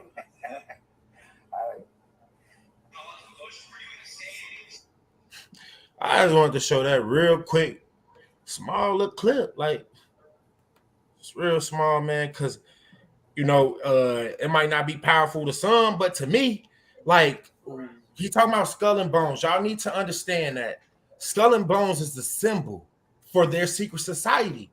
And in movies and in shows, you see those symbols repeatedly. You might not pay attention to it, but once you start to seek out God, you don't watch movies the same. You might sometimes not, but when those signs is there, you're going to be like, look at that. You're going to be like, look, the devil, he always showing himself. He always got to boast and show the world that this is mine. I'm tricking you. You're not even supposed to be watching this, but I got you. Yeah. That's what he do. He's a mocker. He hates us, and he always gonna show us that this is his work. But you don't gotta. I mean, you know, if those with the ear, let them hear. Those with the eyes, let them see. They got a movie. I ain't seen it in a long time. I'm about to pull it up right now. But it's a movie that they talk about the Skull and Bones. Like they go through all the rituals and everything of these kids in college and shit. And um they talk about, you know, how they haze motherfuckers and go through all the different little trials and shit. I'm about to try to pull it up so I can tell y'all what the movie is. But you definitely right. The devil taunt you and let you know what he doing and use it as entertainment to make you believe that it can't be true or it can't be real. You know what I'm saying? And that's how they kill people off too. They'll make a mockery about your death. And that's what I want. I'm gonna get in that and get into that too with Kevin Samuels. Because I don't think that Kevin Samuels just died. Y'all, one thing that they talked about with Kevin Samuels, he always talked about being healthy, and he always talked about people being overweight, and he ended up dying from a cardiac arrest. They think that they see when I got God on my side. He gonna speak to my spirit on certain instances where, like, no, this wasn't no regular death. This wasn't no regular. These people don't die. These people sign. They sign these letters. They sign this to get that publicity. Kevin Samuel was too big for the message that he was really putting out to be as he was, and the devil came to collect. Satan came to get him. Look at Jamal Brown. If you see me get 200,000 followers, I bet you Satan ain't gonna come collect.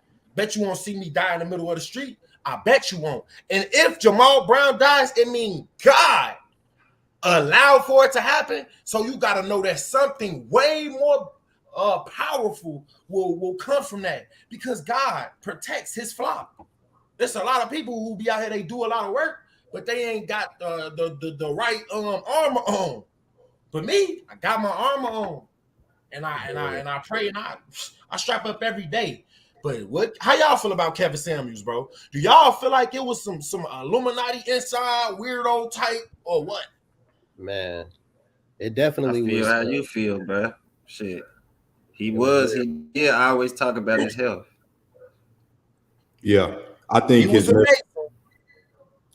message was just, I think it had the power to lead Black people to a place like where we need to go. And like, if more and more people got to really hear and understand this message for what it was, like more of our people and more of our women got to like really understand this message, which was building families, you know, and being there for your kids and things like that. I think like it could have really changed the trajectory of our culture. And like, that's a message that, you know, to a lot of people is threatening, and that, you know, could cause a lot of problems if we were to wisen up, you know, wake up and realize, you know, there's power in family and a lot of things that he was preaching. But I don't think Kevin Samuels, I ain't gonna loose talk, but a lot of what I watched on Kevin Samuels was a lot about basically if you're a man with a bag, you can have as many women as you want. You know, I didn't feel like his message that right there separates the Black family. When you tell a man that he can't have a certain lifestyle because of his age, I saw him put down a lot of people due to their circumstances that they were currently in. And I know he probably did like a lot of it, you know, with being healthy. A lot of us, you know, going out and wanting different things that, you know, we're not even in that same ballpark, but we want that. He did have a lot of good with his message, but he did do a lot of tearing down, I saw, of the people, not of idols, but of the regular everyday people. You know, I felt like I seen him talk to some Black dudes and was like, oh, you make below this? He basically said, like, because he make a certain amount of money, or these people make a certain amount of money, they a certain person. Y'all ain't nobody with that money in your hand. In this whack world, you might be. But in the retrospect of things, money don't make you real. It don't make you a loving person. But that's what I seen for him. He pushed a message where basically they use rich people to fuck up the minds of the regular people so that they can get whatever they want from regular people.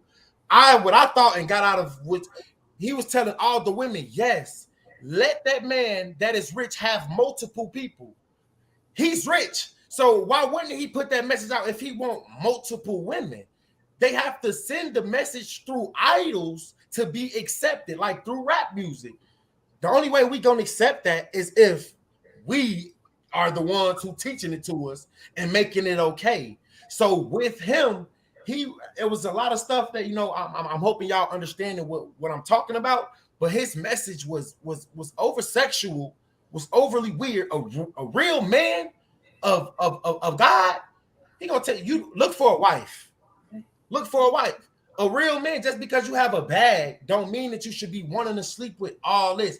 And that's what I got out of Kevin Samuels. He was trying to help push promiscuity. He was an intellectual mind, but we gotta stay clear of people who can speak intellectually, but behind the intellectual message, it is a message that kills our flesh. Because Satan likes to do that. Give us something that sounds good, but it ain't good. Yeah. I think you're right about, you know, pretty much everything you just said, you know, when it comes to really being able to take that next step as far as building family goes. I think a big part of his message was that, you know, a man of, say, in that top 10%, the reality is he's more than likely not going to want to settle for one woman. Although that's probably not right in the long-term effect.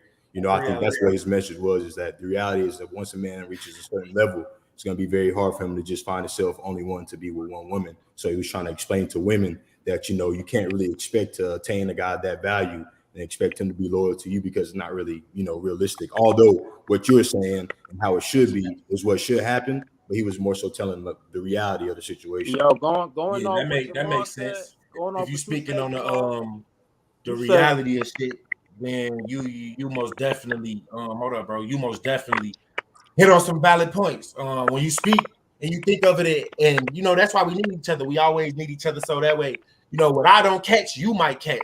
And everything should be a build up with black people. It shouldn't be you're wrong. I want to be. You see, like when bro caught me like kind of wrong, but like he helped me along to understand that this might have been the way that Kevin Samuels, you know, was doing it. Like, because I understand that like that was the reality, and a lot of people did get butt hurt. And how y'all felt about like the women going crazy on this man's death? They going crazy on this man's Hurt, death. How y'all man. feel about that? That hurt, bro. Because regardless of how you feel about somebody's opinion, you shouldn't go to the extent of, you know, celebrating the death of somebody. You know what I'm saying? Like they was really taunting this man. You feel me? Just off of his opinion. He didn't go out and physically do anything to anybody. He just had an opinion. And whether you agree with it or not, you didn't have to listen to it. You didn't have to, but people were so invested in it that I feel like they felt some way about themselves or seen themselves within his message that they, you know, just couldn't take it and saw it as a victory for them for some reason. It's crazy. I get it. Hey Ying, welcome to the platform, bro. What you got to say on the topic, bro? What you got to say? I didn't really follow Kevin like that, but I just really wanted to get on in touch with you. Say I fuck with you, bro. A lot of motherfuckers in your position, bro, they wouldn't do that, bro. They'd be too scared about what everybody think about them. You know, trying to keep up a fake image. I just wanted to touch base with you, bro. Tell you I fuck with you, goddamn boy. Keep that up, for real. Hey, nah, that's love, Keep it up, bro. bro. Sooner or later, we have to get somebody that's really one of the people that's actually for the people. We get niggas that's not even one of the people, and they make them like seem like they're for the people, and that's where we go wrong. They not for us, because they not even one of us. They don't consider themselves the people. Like we gotta do this, bro. We gotta be the ones to care for each other and make sure that we doing the shit that we need to do. We can't look to no idols to do it. And I feel like a lot of people that's black don't even want to be black. A lot of us don't want to be black deep down. We want to be white. We want to be every other race but ourselves. I wouldn't say we don't want to be black, but we hate who we are. Yeah, the image that they gave us made us feel like black was wrong, or you know what I'm saying? But that's back to my point why I was saying a lot of us feel like we don't want to be black. Like I got a friend who been my friend since 6th grade, and I've seen him grow over the years as he's, you know, as we transition into adulthood, and his mentality changed. Like he start praising white women, don't like black women, don't like black men either. And himself, he would always say, bro, I do not want to be black. I want to be white. I want to be everything else but myself. And I just think that's because of the toxicity that's in our community. We not proud to be black. But we always run around with this black excellence shit, though. It's Yeah, hypocritical. that's We the bullshit. biggest hypocrites That's known to bullshit. on the That's humankind. bullshit. Because let me speak on what you just said, bro, because it's so real. And a lot of y'all might not like the truth that I'm about to say right now. And my y'all, I love me some black women. But I ain't gonna lie to y'all. When I got to college, because I was around so many nigga, like before I got there, I was on doing this 7-on-7 shit. So I was around a lot of black dudes, but they wasn't from the hood. They was from the burbs. Mm-hmm. Them niggas don't talk to black women. Yeah, Them niggas was disgusted with black women. I'm talking about to a point I wanted to fight some of them niggas. I'm like, nigga, your mama black. right. They like, nigga, what that got to do with me dating a black woman? Nigga, I ain't dating them because I don't want to date nobody that's gonna make me feel less than a man. Hey, So but it's see, like, also, bro, that's real. not to cut you off, Jamal, but also in the music that we, are taking in every day, all these black rich men are telling us to get nothing but all these foreign women, all these white, they don't never glorify black women. It's always get you a foreign bitch, excuse my French, get you this, get you that, everything but a black woman. That's Shit why on our design, mentality's bro. fucked up. Tear That's why a down. lot of us young men, black men, mentality's fucked up because we want an Arabian bitch, we want a Chinese bitch, we want this, we want that. I don't believe in crossbreeding myself because I know my history and I know my heritage. I don't want to crossbreed. I want to stay within my race. So I will only mix I my don't agree seed. with you. You I don't? don't agree with you. And Hey, why don't you agree with me? Because I know Satan is a divider and a conqueror. He wants you not to like see. Look, I fully believe that man should be with whoever he want to be with. They gonna look, bro. Listen, we all the same. We all God's flock. We all get salvation the same. We all gonna die the same. Our heritage and who our bloodline is something that they gave us to fight amongst each other. It's just like religion. If I'm something different than what you are, then they know we can keep battling back and forth because I think that my religion is right and your religion is wrong. Right. But at the end of the day, wise men, we don't trip over shit like that. We love all, we accept all, because all differences make the world go round. I don't want to be stuck around the same black man, nigga. We gonna be honest. Who are we more comfortable around? If you see a group of black niggas and a group of white niggas, we go gravitate towards that white group. Exactly. We go gravitate towards them. But why y'all think I that love is? all, bro. I think that is because I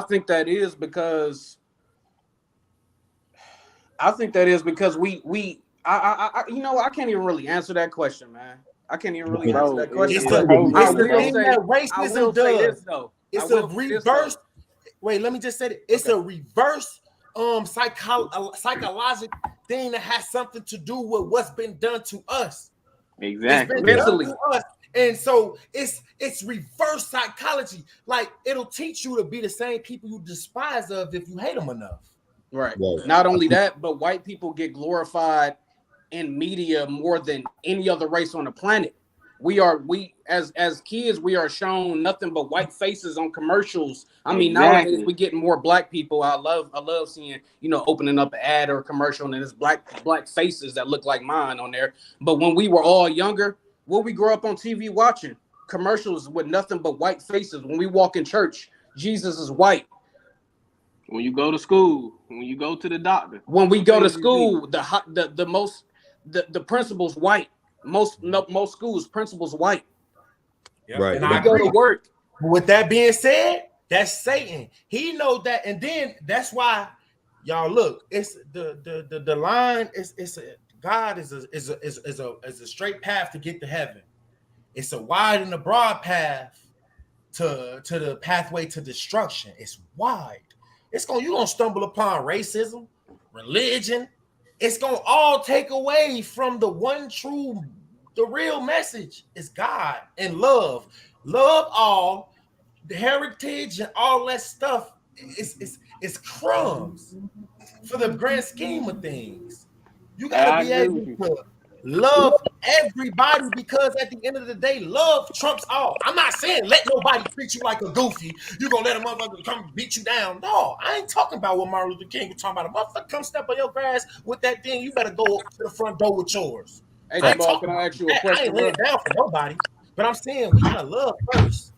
Ask questions.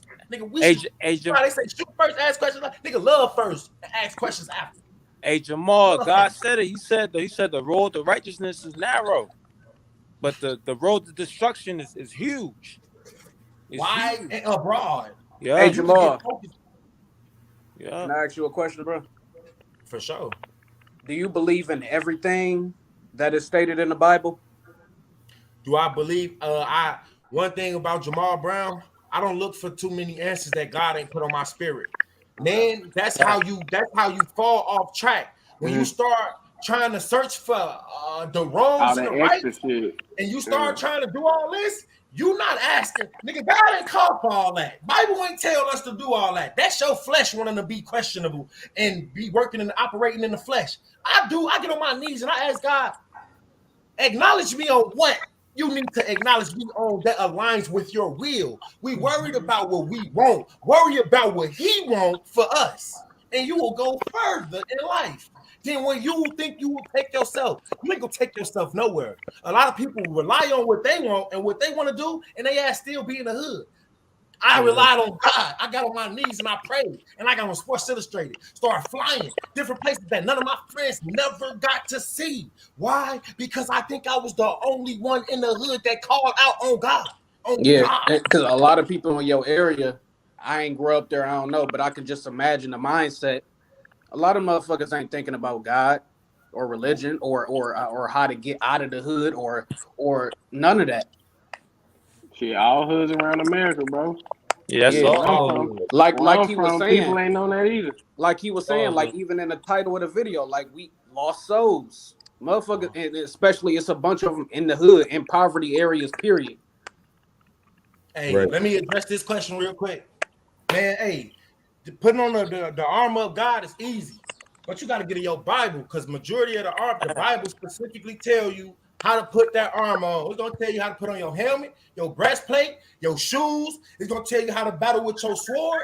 But that's gonna be a growth, a place of growth. So I encourage you to seek out how will you do that on your own and not get it from me, because we do that a lot. If I give it to you, you don't get the full experience of the growth. God don't call for us to tell people all stories. So when you start walking and you start learning him, you start seeing that, like, you don't want to tell somebody that's in the faith, you don't want to tell them something that you've been through, but he'll tell you, no, don't tell them that. They Yeah, not ready for what you about you to got to lay on protect your them. and you got to They still protect a your baby. energy. You Yeah, got you to got to protect your meet energy. them You got where to they choose. are. You really got to choose who you give your good news to. And That yo, too. Jamal, one thing I want to stem off you too, like yo, it's not all about reading the Bible word for word. It's about you developing your own relationship with God. You read the Bible, then you get on your knees, you ask God for wisdom for what you just read. It's not all about it's not Amen. about every True. word in the Bible. It's about you applying it to your life. How you apply that Amen. shit to your life. You Yeah, feel it's me? a lot of motherfuckers Amen. who It's go to not about church every Sunday. it's not about the word It's, for word shit. It's about you applying and you ask for wisdom so you can apply it to your life. You feel yeah, me? Amen. Yeah. You ain't speak nothing but facts it's a right lot of there, bro. people who go to Right. church every Sunday and think they got a relationship with God just because they at church. But when they leave that church, they're not applying nothing that pastor said to them in their life. And let me tell you why.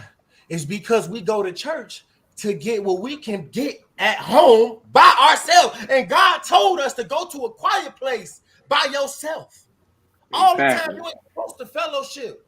And you supposed to, but go get your own revelation. What Bro Miller just said is the most important thing. And that's why I do what I do. I'll talk about the Bible, but what do I always tell y'all? Go read it for yourself. Go build your own relationship, because if all y'all let me do is might get awards or gifts that I might get from bringing y'all to salvation, but you ain't even getting salvation for yourself if you not doing your own, what God called for us to do to receive it. Going Yeah, to Everybody I'm listen path to different. talk about it might make you feel good, but it ain't doing nothing for you because you ain't doing the works to actually change yourself inside out. Right. Right. And Everybody path honestly, different. not to cut nobody off, sorry. Honestly, from what I've experienced going to church, I don't go anymore. But some of the sickest, weirdest people really be in church. Like some of the sickest, weirdest people actually go to church and they think they got a relationship with God, and it'll be a motherfucker who don't go to church at all, but like Jamal said, pray on his knees every night, and he's closer to God than the motherfuckers who go to church every Sunday. We got the church in us. Don't no building bring the church to us. Yeah. We go in the building and fill the building up. Right, because I'm pretty I sure said when if it's more than 3 people, then you have a church. We have That's a church right now. It's church right now. We having church right now. Church right right now. Right. And I Church think- can be anything that's fucking when you speaking your message, right? Like you just said, this is church right now. Because you speaking a message to a whole bunch of people, whether they getting it or not. You speaking your message and it's positive, and it's about God. Yeah, into So this basically is a church, basically. And to the person who commented about the armor of God, you can find that in Ephesians chapter 6. If you really want to, read the text of what it says. And I think something that's important is to know that the Bible says is to lean not on your own understanding. It's very important for me, and something I, just for like the death of Kevin Samuels, I wondered why it had to happen, but I had to realize, man, I can't lean on my own understanding and just accept this God's will for why things happen and just to accept that as such. That's all facts. I respect that. I tell people all the time, lean on your own understanding, you gonna be lost. Man. And that's what we all do. And that's what you was talking about earlier, bro. Like questioning things, and man, God don't like you questioning him. If he puts something on your spirit or he tells somebody to do something, if he's speaking to you, don't worry about the question. Do it. If God actually, if I hear him actually visit and that nigga tell me to walk on water or jump out the plane, I'm talking about we know he really he ain't gonna tell you do nothing crazy, obviously. But I'm just saying my love and my faith for him, if I know it's him talking to me and he's telling me to do something, I'm gonna do it. I ain't gonna think twice. I'll lay my life down if he told me to in the middle of the street and wouldn't think twice about it. Because he told us, don't fear man who can kill flesh. Fear me. I can kill you in the flesh and in the spirit. Man can only kill you one way. I can do both. Yeah, he can wipe you from existence. You should always fear God. Not just like you can send you to torment for the rest of your eternity. Yeah. Hey man, y'all preaching good stuff, man. One thing people gotta understand, like some of the stories in the Bible, don't look at the story too much. Look at the message of the story. Like when Abraham was about to sacrifice his son, he was willing to give it all up. So we gotta get some shit up in our life. You feel me? It's not about the story; it's about the message. Don't look too much at this. Look at the message of the story and apply it to your life. A lot of the Bible is just reading it between the lines, really. Exactly. Reading it between the lines, but a lot of people who read the Bible, look, they just going off of the surface level and not thinking any deeper. It ain't about reading between the lines. The Bible, it speaks to the Holy Spirit. So you gotta pray, you gotta ask for certain, because the Bible talk about a lot of shit, but it's gonna go over a lot of people's heads if you don't got that spirit attached to you. And Jordan laid out a perfect scripture one time. Because he talked about like a lot of people, they don't understand the Bible. Like you can read it and you can be like, what is he talking about? Because you don't have the Holy Spirit attached to you, so you don't even understand the Bible. It's gonna take a lot of praying, take a lot of you going against the flesh and doing what the flesh wants. But with that being said, I want to welcome brother JP, big bro. How you doing today, man? What you got to say? I'm good, man. I'm good. Thanks for letting me in, bro. Appreciate you, man. Man, one thing is I'm listening to y'all talking just about the Bible, man. The first scripture that came to mind for me, man, was just Solomon, right? And Solomon warned, or God warned Solomon not to marry foreign women. And man, that's huge. And when I think about foreign women, man, I'm thinking about just, all those women who really out there just worldly. They're living a life that's contrary to God and the Holy Spirit. And for a man to be able, for a man to just completely turn his back on God and go chase that type of woman, I feel like that's a huge problem in the black community, man. Hey, wait, big bro. Wait, cause I see you already operating in a different spirit. I caught what you mean when you said foreign. But somebody else, when they hear you say foreign, they gonna think you talking about a woman that just ain't in the United States. Can you please let them know what you mean by foreign? Because I got it, but I think a Yeah. lot of the So brothers foreign gonna woman means, I mean, if you're marrying in the you're marrying a world. worldly woman. When you think about the foreign women in the Bible, right? Solomon married a woman who worshipped foreign gods.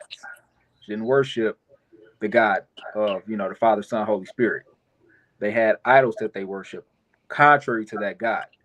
So when you're chasing a woman that's worshiping those false gods, a lot of times in the modern day, they worshiping that Bentley, they worshiping that nice house, they Materialism. worshiping, they worship materialism, and they Things of the put that world. up to say this is what a man should have, in order to be qualified to be with me. And That's a foreign woman, man. that's Because what's running the a world godly right now. woman is going to work with you from what you have. So I mean, perfect example, man. My wife and I, we got married at 20. Flat broke when I got married with my wife. Like now, we living out here, middle class community. You know what I'm saying? 11 years of marriage, and still, I mean, we're still building wealth for our family. But all that to say, man, I couldn't have been with a foreign woman trying to build my way up because I would have went broke. You know what I'm saying? And not only would I have went broke, but I would have lost. I would have lost the relationship that I have with God today. Mm-hmm. Just because the values ain't the values ain't the same. So when I say foreign women, that's what I'm talking about, man. Women who really chasing the bag and not chasing the Holy Spirit. Hold up, wait. I want to touch on this because first off, women who feel like men can't touch on, we the ones who date y'all, have kids by y'all. We are the opposite sex from y'all. Of course, we are going to critique how y'all live. We are the ones who bear women with their it's just like letting the CIA investigate the CIA and expecting them to do their job properly. A lot of y'all so damn dumb, and y'all keep running around with this feminism movement, and y'all are just lost. Yeah. They teaching y'all to be lost fucking robots. And they sit around and Men talking about critique what us women all need to day do. anyway. Like, yeah, we gonna talk about what y'all need to do and what we need to do in order to please y'all, and vice versa, dickhead. Right. But guess It's about what the though? advancement of everybody. That's just that double standard It's gonna bullshit, It's about the advancement of us as a whole. Just Yeah. because we offer a critique about women doesn't mean we feel above critique ourselves. Right. Yeah, who else is supposed to critique y'all? If A we lot of date us can't even take criticism. we supposed to critique y'all and tell y'all when y'all doing wrong. And if a nigga like a woman a certain way, why he can't have that opinion or that way of thinking? Because don't y'all got y'all's? Yep. Oh. And the He fact can't afford that is- Birkin bag. and then think about what trickled down to the kids. Yep. Based on what type of woman you got. Come on now. You just think like a person who wouldn't care about you wouldn't care to offer a critique. They just let you continue to go about your Can you way. say that louder though? Please. He said the person who really care about you, they not even gonna care to critique you. So we do it because we love women. We love y'all. Right. And y'all talk shit about us because y'all love us. And we're supposed to love each other, and that love's supposed to stem from wanting to see us operate in the light that God called for us to operate in, not the light that you want to operate in because your flesh wants to. Bro, when you read Ephesians and you see where God talks about the husband's role in the home, it literally says that his role is to love his wife like Christ loves the church. And then it goes beyond that, and it says that he's supposed to wash her with the word and present her to himself as a lamb without spot or blemish. That's the critique right there. You see your woman not, kind of moving out of order, you're supposed to, as a man, step in and say, yeah, that ain't how we moving in the kingdom. You see, but a lot of us men ain't men no more, and we scared to speak against a woman that we laying in the bed with. Yeah. Now for the women, I will say this. Some men read that scripture wrong too, because they, say the wives submit to your husbands. They'll stop there. Well, you got to be a man. You got to present yourself as a man that a woman can submit to as well. Now, exactly. You just can't be ruling the home with an iron fist. Yep. And a lot of us get that wrong because we think, we the man, God put us as the head. Yeah, he did put us as the head. But if you look at any major corporation, the leader, he has the biggest burden. When the company go down, he's to blame. Yeah. So, I mean, as a man, you got to step up and play that position. You just can't be using that title Yep. You know what I'm saying? You got to play that position, and it's harder. It is harder. Yeah, a lot of us like to have that title, but don't want to play that role. Right. Which is why we got so many black fathers missing from homes. Yep. And I'll say this as well, which is also why we got a lot of black women who's scared to come out of our leadership, because we ain't leading like we supposed to be leading. So Yep. We ain't leading. We letting them lead. Right. If you want your woman to submit, if you want your woman to respect you, then you have to be a respectable man, and you have to prove yourself as a worthy leader. So that's correct. And it's been like that forever. Yep. We need more real men, though. Yeah. Y'all, I'm gonna ask y'all a question. I want everybody to kind of touch on it. What is the biggest way y'all feel like we can actually lead the youngins to being real men? Or can we even do it at all? Because the ropes of the grass of society on our men in these days is too largely way more impactful than what we can do with our own, you know, what we want to do. I'll say we need more shit like this. And when I say more shit like this, I mean more men like you, Jamal, with platforms, black men that's speaking to other black kids. Because it's only a few select people doing what you're doing. And like you keep saying, the message ain't gonna get to everybody. So we need more people doing this. And very few with your background. Hey, I'll just say, you know, everybody don't get the message. So as long as you can change one, impact one life, you don't know how many people that one life may go to impact later on. You never know. Right. You never know. So I say start small. That's my saying right there. One. That's my saying. I say that all the time. And this is starting small. Like Jamal, I'm pretty sure he ain't pop off as soon as he hopped on YouTube. Yeah, but if all of us damn near did though. One person, hey, no, yeah, because one person it was God timing though. It was God timing. I did a lot of background work before I even got to this point. Exactly. Everything, it was all God timing, bro. I swear it wasn't me. I ain't cold. I ain't raw. I didn't do nothing. He did it all. He gonna open doors they can't close and close the doors that they can't open when you really rocking with him. And he really not rocking with him. When you really loving him and showing him that, hey, look, I might sin, but you told me that I'm saved through Jesus, grace, and love alone. So I'm gonna go and I'm gonna do the things when after I sin, I'm gonna ask for forgiveness. I'm gonna show you that, you know, I do operate in the flesh, but I'm gonna show you I love you more than I love the world. Amen. So the least I could do is repent for the things that I've done that you said transgress the spirit from the flesh. Yep. Right.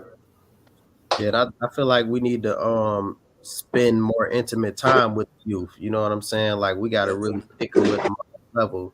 You feel me? Take the time out of our day to chop it up with them.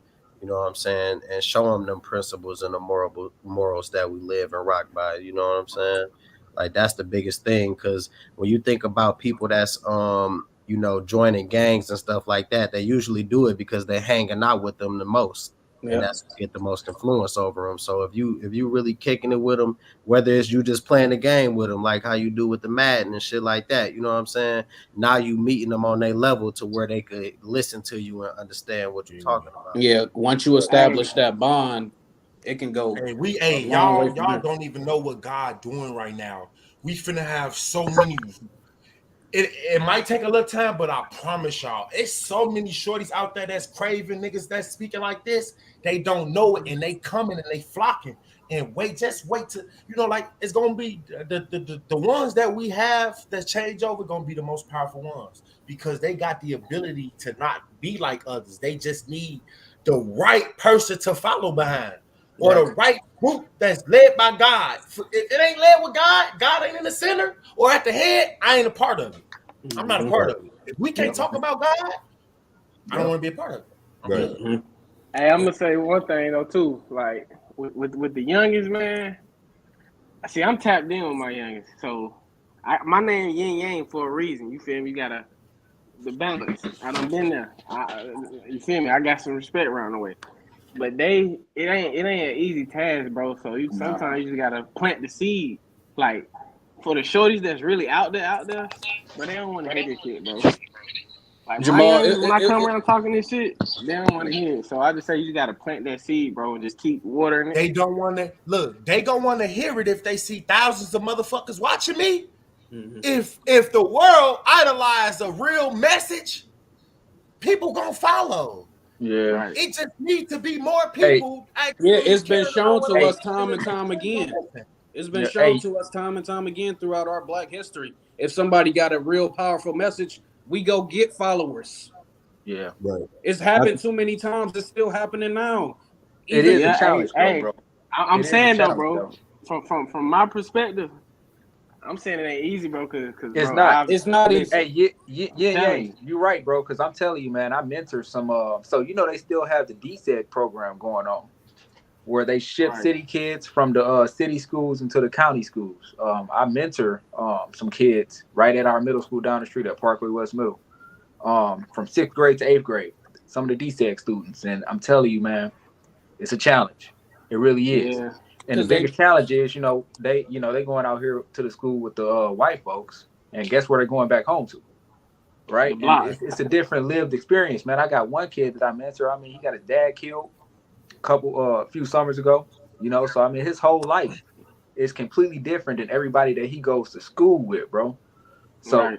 it's a challenge because there's that guardedness. Kids experienced a lot of trauma from a child up, so you have to kind of lean grace towards those people coming up like that and be patient because Yeah, that's why I say plant that seed. All you can do is plant that plant the seed. All yeah, you seed. can do is plant the seed, and bro. But it's a that challenge. kid you speaking Yeah, about just lost a that very shit hard than a powerful, motherfucker, a bro. role model. Yep. He Yep. just lost a Exactly. role model. He just lost Yeah. his father. Yeah. And you see me, I'm just the mentor who shows up once a week at that school. You know what I'm Yeah, saying? and just you showing up once a week might be enough for him. He might be looking forward to Hopefully it coming is. every day because he know Hopefully it you gonna is, be there. but hopefully it is. But my kids see me walk in the house every day. You know what I'm saying?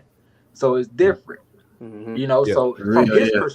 from his perspective, he is like, what I'm saying? He already not experienced loss. He already don't got his father. So who am I? You know what I'm saying? Right. So it's a challenge. So you got to be patient. A lot of people, they want to say, yeah, let's go ahead and, spread this message. But, it's a marathon. It's not a race. You know what I'm saying? Right. Exactly. Yeah. Who gonna And get down Jamal, and get nitty gritty with it? kind of how what Yeah, I've for been. real. I think And a you big gotta part of do that shit, for real. we can make a That shit is difference. hard than a motherfucker, Hey, though. y'all, hold up. Josh talking. What you saying, bro?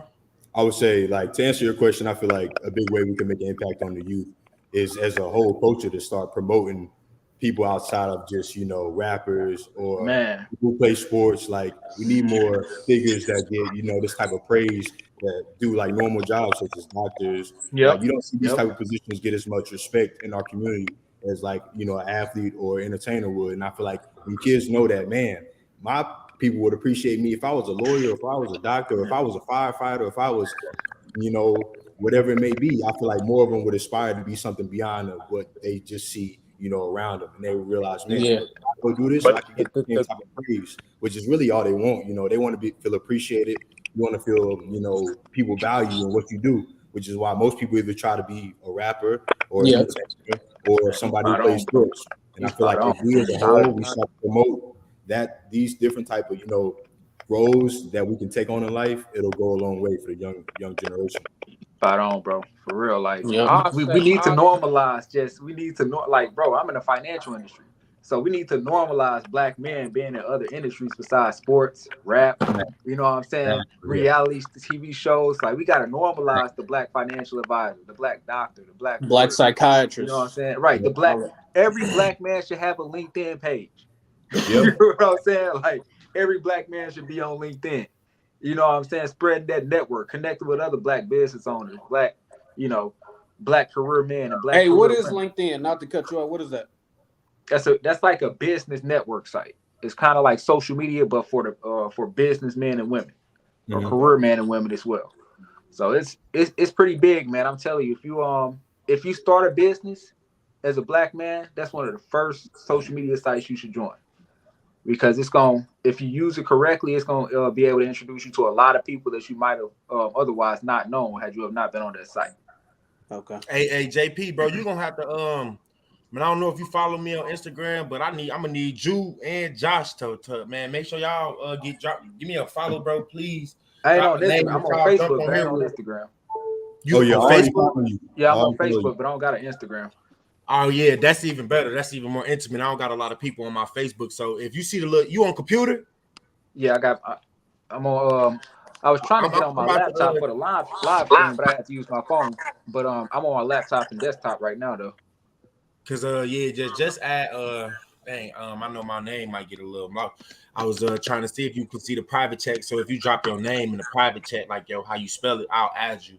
And then Okay. Josh, just make sure you message. Can you message me right now and just say Josh J on Instagram, man? So I feel like a lot. I got y'all YouTube Des and Ying. We got a lot of fellowship like background work that I feel like a lot of us just need to, be because like JP, you seem knowledgeable. Josh, y'all seem not you seem very knowledgeable as well. Y'all seem like older than us. Like I know Louis, you kind of up there in age, but they seem a little bit older than you too. So I feel as though like we need to whatever solutions that we can come, like bro, we can do talks like this about how just certain stuff that we might want to touch on, but I feel though like that's the way that I want to start there, man, for us, because like I know y'all probably got something that like it'll come full circle. It'll come full circle. God put it in my spirit, and just to want to bring it all full circle and get y'all contact so we can go from there, bro. Yeah, and believe it or not, man, I'm actually younger than you. I'm only 22, so what? Yeah. But I think a big part of that is just my upbringing. My granddad was a pastor. My mom was a pastor's Wise kid. young years, man. It might be the voice too, bro. It's definitely the voice. You kind of backwards. I'm gonna say I'm older than Brandon. Hey, dog, say he was older than me. You definitely the youngest on the platform. I know ain't nobody younger than you right now on here. Nah. But I appreciate that respect, man. That means a lot. Hey, yeah, that you like me. You got one of them old souls, bro. Yeah. Old souls, man. Hey, that's definitely dope though. But yeah, man, that's even better. You younger, so that's really why I kind of did what I did, because I know that sometimes for a young man to get out there and see somebody that look like they in their 40s, they might not want to listen to him. But if they think of somebody young and they hip and they with the shits or used to be, they might listen to him. Like, it's all right, around the same age as me, so shit, let me see what he talking about. Bro, you show right. I'm telling. Hey, you spot on, Jamal. I'm telling you, I've had to pull out paperwork for some of these young cats, man. Because like, I mean, I wasn't always, the man I am today. So I was in the streets, shortly before I met my wife. Me and my wife were in the streets together for a little bit, but we started to put all that behind us and really, really commit ourselves to Christ. But I'm telling you, man, sometimes with some of these young cats, especially the ones I mentored in middle school, I had to like just pull out paperwork and show them like papers, like from when police was kicking in my door. You know what I'm saying? Like, look, respect it then. Then that's when they gonna start looking at then it's like, oh, okay, so he ain't just this other, you know what I'm saying? What does that talk about the mind of us though? It's sad. Like, what does that even matter? What does that even matter? Yeah, but that's crazy that I have to go that far just to get them to listen. You know what I'm saying? Like, bro, I know where you at. I've been there. But look, I changed, and my family's better off because of that change. If I would have made that change in my early 20s, man, I'd probably be dead in jail by now. Right. And so to be able to get that message through to them, like it's sad that you have to go as far as to show them paperwork to say, yes, like I'm verified. I was in the street, but I made a change. I got a question for everybody. Mm-hmm. What do you think attracts our people so much to like this negative lifestyle and these lifestyles we know will lead us astray? Man, I tell you this, all them record labels that they say we own, we don't own them. It's all under the blanket of a white-owned music label, bro. Like Universal every Music single Group thing that was for black people was funded by the white elite. Nothing that they gave, nothing that has our face on it is us. That shit ain't us. Black Lives Matter, nothing. None of that shit is us. Right. And then you got to think about the private prison system that's publicly traded on the U.S. Stock Exchange. Of course, they're gonna try to get artists that promote a certain type of lifestyle so that they can keep the prisons full. If you just look back in time, look how the 50s was, then the 60s. All right. You look at the 70s, all right. Then the 80s come. All right. That's when shit really started hitting the fan. Then the 90s. All up in there between the 80s, 90s up to now, bro.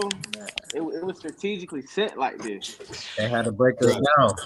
It was strategically set like this. I guess kind of what I wanted to ask is like, what do you think is keeping us wanting to continue to head towards that type of lifestyle instead of realizing seeing it for what it is? Music is the pumped number into Oh one it's shit, pumped killer. into the mind, bro. money, bro. If you It's money. but it's being pumped. It's being pumped into the mind. Think about like Music and artists that's media. not out there spreading that message. They not getting as much radio play time. You know what I'm saying? They not getting the $1 million record deals. They're not getting that. So Right. if you want airtime, if you want exposure, you gotta put that out. And so that's what people are hearing the most. And then you pair that with the fact that the black community is predominantly doesn't have 2-parent homes. Typically the father's not there. Now you got the young boys coming up listening to that stuff, and that's all they hear on the radio. That's the first thing they see on YouTube. And so they're gonna gravitate towards that because they seeing the neighborhood drug dealers with the nice car. You know what I'm saying? The chains, all the women, and they don't got their father around to tell them, that ain't the way. Hey, So I mean, I hate that. My bad, I Money didn't and mean to cut you off. material shit. I just want to tap in what you said, because when you go back in history, bro, if you just look at the time period when the black household broke apart, that's when everything just went left. Everything fell off after that, bro. If you just pay attention. The agenda was always to remove the black man out of the home. Yeah, just from That was Section 8 housing rules, that was bro. it. Section 8. They knew if Section they 8 could do housing that. rules. Yep. They knew if they could do that, they could But get rid of everybody.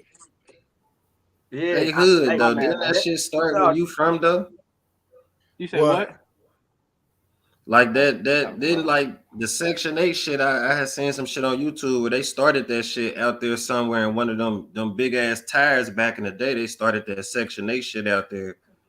Yeah, Cabrini Green or something like that. They started the Section 8 shit out there and was moving all the fathers outside. Now the fathers selling dope and drugs and shit. And now they I don't know recruiting if they gangs and shit. stem It's a from whole Chicago, story about but that shit that happened. I don't know how true that is, but I feel like No, they probably I was ain't say it doing was that true. in I'm just every saying, projects like, they across the did country, that shit though. out there at one of their shits. Yeah, but I really feel like that's one of the main, that black household, when they broke that up, shit just hit the fan, bro. It just went left. That's why it's Just so look at key, history. bro. It's not even that they broke it up. Oh, go ahead. One of the biggest things that we ain't touched on yet was gang banging. Black BDs, GDs, Bloods, and Crips. And look, if you look at history, when did they start to grow? What, around the 80s? Yep. Everything happened in the 80s, bro. So much shit went left. From stories I've heard, I don't know how true this is, but in the 80s when crack came out, and I've heard the government play some of those things in the hoods You're and poverty correct. areas. They did. to They bring did. it down. That was under the Reagan And administration. a lot of us is still, because they It knew was war that on crime. that would cause generational failure. Well, this is what happened. JP, This is what happened under Reagan. They used generational fear cocaine started back in to the fund 60s. the Nicaraguans, which was a rebel army that was fighting in Nicaragua called the Contras. So what they did was they allowed them to basically pump cocaine into the black communities, or crack it was, into the black communities to fund the Contras, which was the rebel army in Nicaragua fighting in that civil war. And not And only that's drugs, how the crack got into the neighborhood, black neighborhoods under the Reagan administration. not only drugs Right. too. I heard guns as well. Yep, guns as well. Yep, Guns as well. All that shit, bro. all that, bro. And then guess what? A journalist reported about that. His name was Gary Webb. Why they find this man dead with 2 gunshots in the back of his head and said it was suicide? Bullshit. Snowfall. Hey, but look though, let me tell That's y'all not how funny though. But That's what happened to Franklin Daddy. Man, Let me no, suicide. Franklin Daddy was the one. It was the Asian woman who was the whistleblower that got killed. They didn't make it. Oh, the news reporter. The woman was the Gary Webb. They just switched her to an Asian woman. But the Snowfall is literally the same. That's what this the story you're talking about right now. But let me just say this one real quick thing. This is how this is the multi-billion-dollar industry they do with black people. They make money off of us by having us do the shit. Then they make money by arresting us from it. Then they make movies and TV shows and make more fucking money. Man. Right. That all people extorting the fuck out of us. They've been extorting us for and we eating it up, centuries. bro. And we eating up. And I say this, Niggas been eating that shit up. How many times niggas done went and paid to go see slave movies? We love seeing that. Kevin Samuels. I said, rest in peace, Kevin Samuels. Nobody should be talking down about a dead man, but he's a prime example. He's a prime example of how they're using black people against black people, man. Right. You Think here's the thing. Kevin Samuels is talking about a very small minority of black women. And those are them girls who download Ball Alert application on their phones. And that's a very small minority of black women, man. Most black women who, could easily fall into the category of women that Kevin Samuels is talking about, they suffer from some deep childhood trauma, bro. And they looking for love in all the wrong places.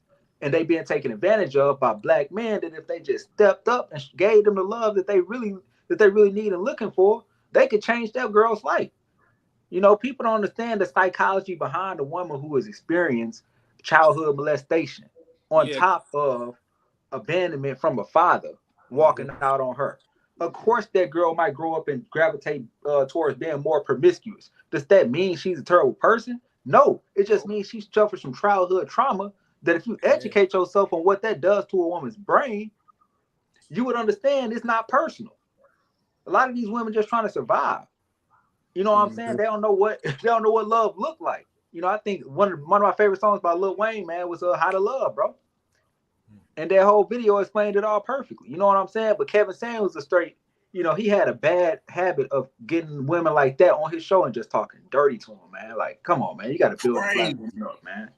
What Kevin Samuels had was harsh truth, and a lot of people just can't handle harsh truth. That's why women are tearing him down like that. Yeah, and he's talking about a specific woman because I'm sure all of us has come across that type of woman, so we can identify with that message. But on the flip side of that, though, man, it's a vast majority of our black women that if they knew better, they would do better, bro. I'm a firm believer of that, for real. And that's my only thing with the women who went on Kevin Samuels, like you knew you made a certain type of bread, you looked a certain type of way when you went on this man platform, and you seen the way he treated other people with that had that same circumstance. So I feel like a lot of people just knew he was gonna clown them, but they just want to get clowned in front of hundreds of thousands of people because they knew that would. You go on there, he's gonna talk about you, and it's gonna go viral. Hey, Jamal, it's that 5, 15, whatever seconds, minutes of fame that the same people in these comments be doing on here. Exactly. But the women did it on there because they know he got a powerful platform. Right. He talks about nothing but women. So if a woman get on there, they think some baller might DM them after they get off the interview and be trying to change their life and all of that. Right. I think a big part. Let's keep it honest. Ain't no baller's wife in y'all. They gonna crack and gone. Right. Some of them niggas ready to go get one of them chicks. And a lot of them definitely ain't watching no Kevin Samuels interview either. They ain't got that much time on their hands. Yep. I think that was a big part of his message. Like a lot of women who got on this platform, they wanted a man of that caliber. A lot of women are just looking for men to come into their life and change it, and that's why it's so fucked up. Let's change our lives together, so that way we both going up. So if you gotta go, you got something, and I got something. But if you want to go and be with somebody who got it, they not even gonna give you. And then what if you gotta leave? You go back to what you had. Right. So why not do it with somebody who on the same level as you and build each other up? That's right. What you say? And that's how you create a successful relationship. Exactly. Too, bro. Y'all spot on, bro. Like I just told y'all, man. My wife and me, we got married we've been together since 19. We got married at 20. I'm 31 now. This will be our 11th year of marriage. I don't think I could be faithful to another woman besides my wife at this stage of my life. Mm-mm. I couldn't be a one-woman man. You too locked in with your wife. My wife at this stage of my life, because I would always question: Would you be with me if I didn't have what I have now? For my wife, that answer is yes, because we've been together since 19. You heard what I'm saying? So, you know what I'm saying? I can commit to her and be a one woman man with her, but I don't know if I can do that with another woman after I done built myself up financially. You know what I'm saying? Because I'm kind of on guard, like, I don't even know if you'll be around. You know what a lot of these women is about. Yep. That's why. And I think Jamal, like, to kind of hit on that topic where you said, like, why a woman would want to be with a man, like, who's on the same level is that, women are naturally hypergamous, which means they want to go to the man who's a better option. Right. The highest tier man they can get. Yep. So they'll leave you, even though you've been there for them through hard times, because this guy, he can provide more for them. It's just in their nature. Most times, you will come across a woman who that might not always be the case, but traditionally, a woman will try to go towards the man who can do the most for them. It even works like that in nature with animals. If you pay attention. Yeah. If you And pay it attention. shouldn't be like that, but you know, that's Nigga, the just nature of reality. animals, they cutthroat in nature though, nigga. The women, No, I'm just some of saying the as women far as the animals, female. they I'm killing saying, the niggas off as soon no, as they I'm get what saying they as far got. as like female mammals. When Oh yeah, hey, the women's they crazy in the animal world. They killing dudes, they killing the males off Yeah. all the time. Like the penguins, they literally make niggas. They be making the penguins fight over them, and then whoever don't die, they go with the next penguin. It's like, hey, that's no, crazy. Jamal, though, I was speaking more on like, let's say lions, for example. Female lions tend to they're more attracted to the alpha lions, the ones who are That's And the they the same come thing and what I fight. said with the penguins, though, nigga. The one who won the battle, who was more, you right, feel me, more of a Exactly. Fight to the death. not the right, woman. right. And it Right. took the woman actually, because that pig that was already his girl. But like shit, she was like, it's crazy though. It is crazy. Hey, yeah, I'm gonna stare y'all. Hey, you gotta find. Hey, but God said a man who finds himself a wife is Finds a good blessed. thing, man. Finds a good Yeah, thing finds for a real. good thing He is who finds a blessed. he who finds a wife finds a good That's the thing. realest shit I've heard all day because So I'm looking that's for so me. true. I already know what my wife is, but shit, y'all need to be looking for y'all a wife. Like, you know, this is we looking for wives. Forget having a side, like, you know, Man, forget when we all come that, out of the bro. hood, the first thing we told, oh, you don't get no pussy. That's why all of us started chasing it in the first place. Yeah, because we all get bullied Right. for it. That shit real. We all mean Yeah. that. We know how that go. Because amongst men, you know, the guy who can attract the most women, he gets held to almost looked at A as different a standard. swindler. Yep. You know, Look, if he can get a lot of what's the girls, big disagreement in is? She said a real woman can do for herself and don't need a man's money. If a woman is in it for a man's money, they has to eventually show. Well, we all talk about the same stuff. We don't want no woman who want us for our money, and we don't want them for Right. what they got. We Yep. want to grow equally. That's what we talking Right. about. Ain't no fools on this panel. Mm-mm. right? And Or I mean, she's build definitely equally. right. Shit, A build real woman who together. can do for I herself, ain't gonna be can taking provide care for of your herself. Well, honestly, motherfucker. man, I don't even think like God didn't even design us as a species to be, alone. As a matter of fact, this first thing he said it's not good for a man to be alone. So I Nope. mean, you know what I'm saying? He But on already the knew flip I'm side out. of We that, gonna go crazy. We got to see all right? aspects of life. That's why he made Eve. Mm-hmm. From Well, where I mean, though? why did He he made make Eve? Eve Right. from our rib. We can't live without women. He Sure made can. them from our. They exist a certain part of our body. He took and made woman. Crazy.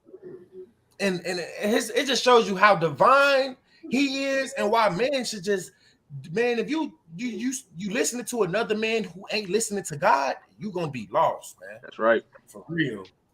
Yep. I don't even see how people walk this earth and who actually really pay attention to the earth. I don't see how you don't believe in God just by paying attention to how the earth Bro, works. it's too many Looking at signs, bro. anything in the You world. gotta believe if you really pay attention to this planet. You gotta believe it's something higher up. Hey, For it sure. speaks that in Romans. It speaks that in Romans when it says, since from the beginning of creation, God made himself known for the things created. Like, who's setting the sun in this place? Who's Stuff setting is the too moon in this place? The chronological. Man, I stars. never Like, heard that that, ain't no but mistake. You know what he I'm said saying? God Like, made himself who keeping known. everything in the universe in order so that the earth doesn't collapse in itself? The earth is spinning on its Natural axis. divine The order. sun is not too close to the earth. The moon is They staying don't where even it That's know what is. I'm we live saying. in Come the on, bro. It's firmament. too organized. Hey, big bro It's too JP, organized. Oxygen a lot of level. people don't know we Small live shit. in the firmament.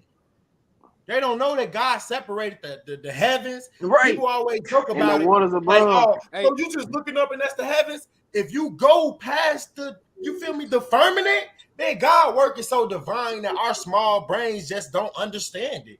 And Right. he laugh at us all the time for just like the questions, and we just think we so big. Bro, we can't create anything Right. other than with the things that he left here for us to use. We can't create the TV without the particles he left for us to create the TV with.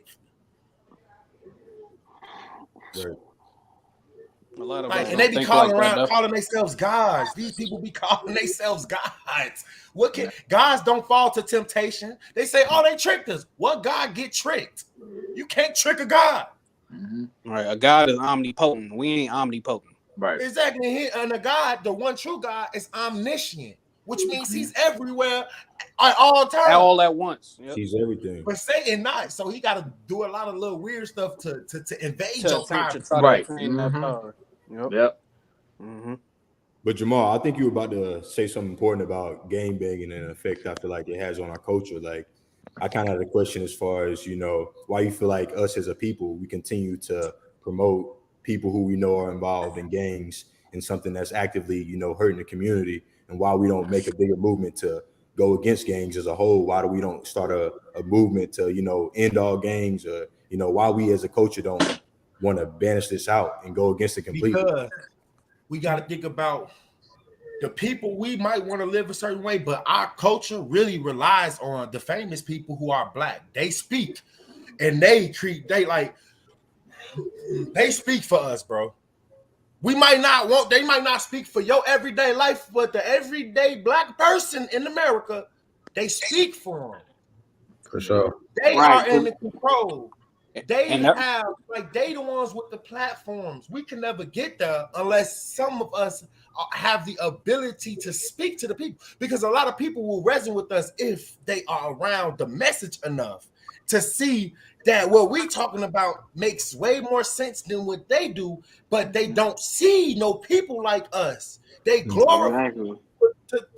To put a stamp on what you said, the Little Dirks, the King Vons, the Meek Mills, the Young Boys, all of them are the fact that we will never grow as a whole. But at the They end of the backed day, by the always machine. remember, look, we gotta wait. Look, hey, I talk about a lot of stuff in the flesh, but we gotta remember, God is allowing this to happen for a reason.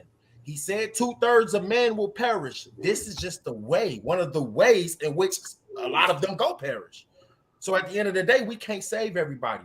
It'll never be a day when the gates of heaven is opening and them books about to get read. Then after that, we ain't gonna have no more destruction and all that stuff. But right now, it's gonna get worse before it get better. So we better get the fellowship and getting in our God bag. That's the only bag I'm trying to get in. Ain't no bag's gonna be down here when God come. Ain't gonna be no more money. Hey, when you Can't look take at it the with history you. of gangs, history of gangs, though, man, it really started as a great movement. I mean, Crips is community revolution in progress, and Bloods is brotherly love overcomes our destruction. And that's what they But originally look, intended to be. Go ahead, Mark. when the gangs first came about, I ain't gonna speak for the Crips and stuff, but when BDs and GDs first came about, listen to the word, they held their first meeting at Freemason temples. Look at their picture, look at the 6-point star. Hey, I was just about to say that. Freemasonry star. Nothing All the that is symbols. given to the black people is for us, but to help destroy us. Everything. even our own people. That's who they gonna use. Yep. Anytime they get the chance, they tear down a black celebrity. Look what they doing. Look what they did with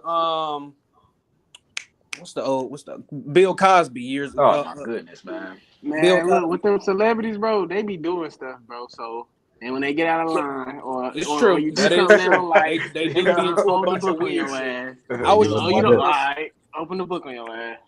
Yep, I was just watching this weird ass Breakfast Club interview the other morning, and it was talking about gatekeepers and shit. They had what's the nigga name from Friday after next? I seen that.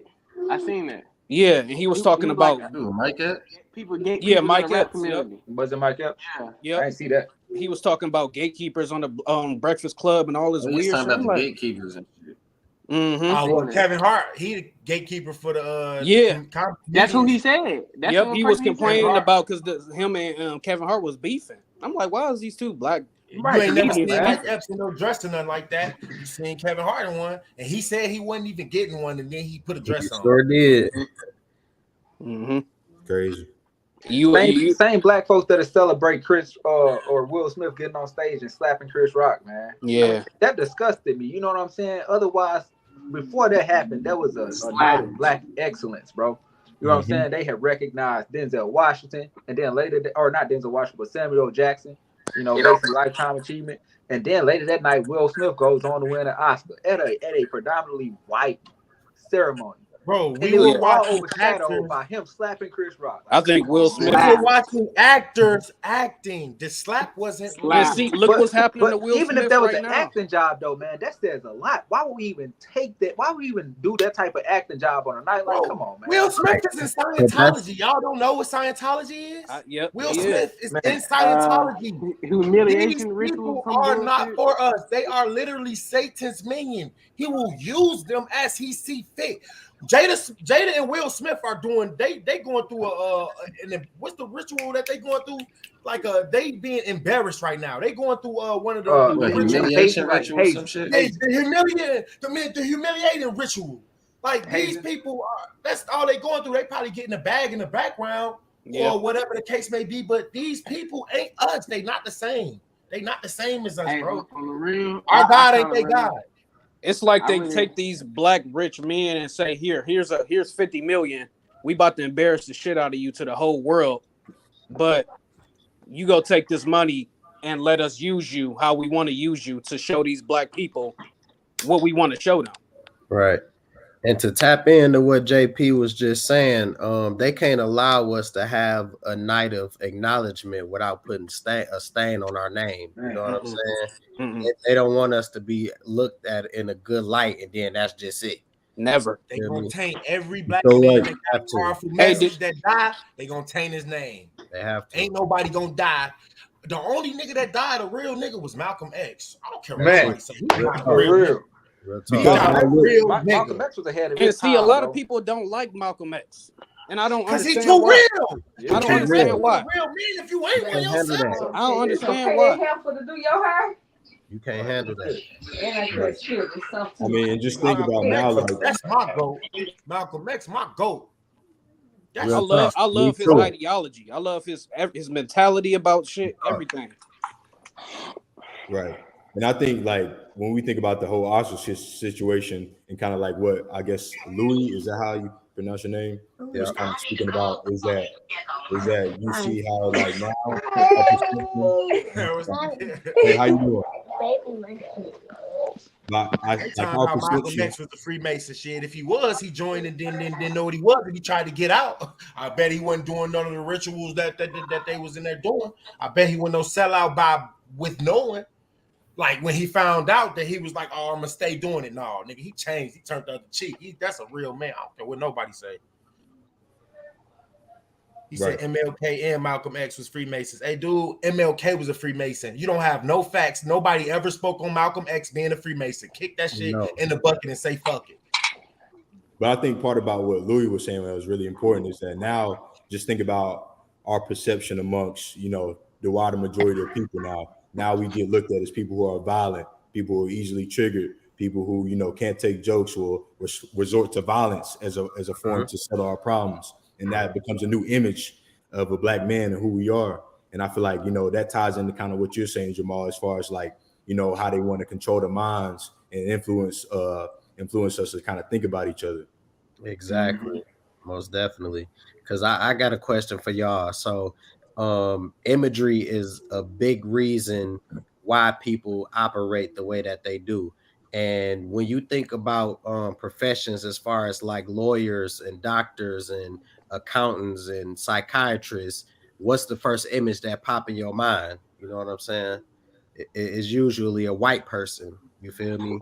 But then when you hear rapper, basketball player, football player, you know what I'm saying? Like athletes, then you get an image of a black person in your mind. You know what I'm saying? So I feel like we have to alter that image in order to alter, the career paths and the things that we do for our communities. You feel me? Like, hey, and Lou, you know what's crazy, bro? You know what's crazy? So it is, bro, it's a lot of black doctors, lawyers, engineers, financial advisors, what have you, bro. But you show right, man, they do not pump that image of us in the mainstream. But bro, we live around a lot of the former church that my wife and I used to go to was First Baptist Church in Chesterfield. Chesterfield is a suburb in St. Louis County. Like, all doctors, lawyers, and everything live out here. That was an all-black church that was funded by former slaves, and it's still there today. And everybody at that church was either a doctor, lawyer, engineer, military. And then all of their kids was going to West Point, Harvard, Yale, Cornell, all black, bro. Yeah. All black. You close to that, you wouldn't think that exists in America if you just watch the news. Exactly. You wouldn't think that exists. The only people who would be privileged to that information is the ones that's in the household. You know what I'm saying? But when you go into the communities and you looking at these families of single mothers or single fathers or whatever it may be, they don't get privilege, you know, to that type of image and that type of information. So they the ones that fall victim to the music and to the gangs and to, you know, all the other stuff that destroys us as a culture. You feel me? Yep. Hey, y'all familiar with the I don't know if I'm getting the city right. The Tulsa bombing. Yeah. Oh, Tulsa Massacre, Black Wall Street. Yep. Black Wall Yeah, Street. yeah. We need another Black Wall Street, man. Cause this time it ain't gonna happen like that. Hey, Jamal, you know about that? Black Wall Street. How they ended it? What they Oh did? yeah, they burnt everything down. Right. Bro. You know, we and ever since then, we ain't trying to get in the build nothing back up. Right. Yeah. And that's how they do. They scare us into, you know, not wanting to do for ourselves no more. Oh no, that nigga, you talking that stuff, I ain't sticking with you. You know, so they gonna do something to you. You feel me? And that's how they Hey, operated with Malcolm X. You know what I'm saying? one quick thing I'm gonna let y'all know: if anybody operates under a title and they call themselves a reverend, they are a Freemason. Reverend is a Freemason title that they only give to Freemasons. You will never hear nobody called reverend unless they are a Freemason. Just to let y'all know that. You can do your background research on it if you want to, but I did. You can still do it too. That's interesting. But look. I wanted to welcome our second woman ever to be on Can't Say Nothing podcast, man. Serena, how you doing? I'm good. How are you? Can you guys hear me? Yeah, we can hear you. Okay. Hey, Jamal. I just wanted to say I've been watching your channel. I've been watching your shows for a while now. Well, your videos. I'm sorry. I'm nervous. But I just want to say I love the messages that you're I'm sorry. I love the messages that you're putting out.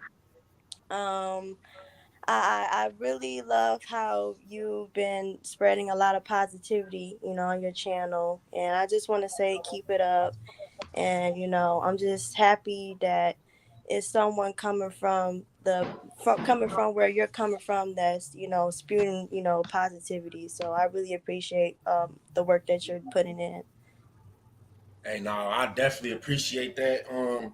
Again, I just be not going with the flow, but you know, this is the stuff that I prayed for because I was lost in my situation, and I was just always like, man, I wish that it could just be somebody that could come in and help me, even if it just be, you know, with words, with words that could help me better my situation. I always told my one thing that stuck with me, an older guy when I was young, like one of my uncles, they would always say, man, you gonna be one of them niggas that, cause I was a bad kid. They were like, you gonna be one of them little boys that let shit go one ear and out the other.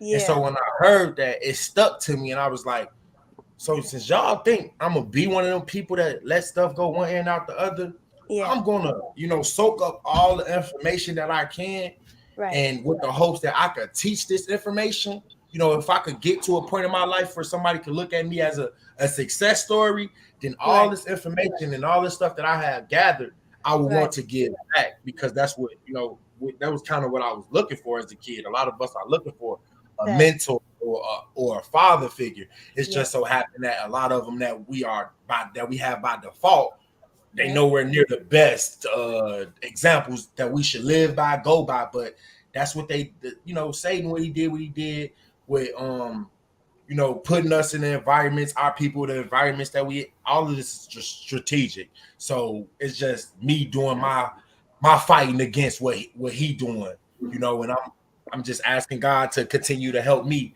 be light that he was to me, to lead others to his real true light, because this is just his light that he using to shine through me. But at the end of the day, he get all the glory. It ain't me, it's him. Because if Jamal was doing what Jamal wanted, I'll be out here gang back still. I ain't gonna lie to you. I ain't gonna lie.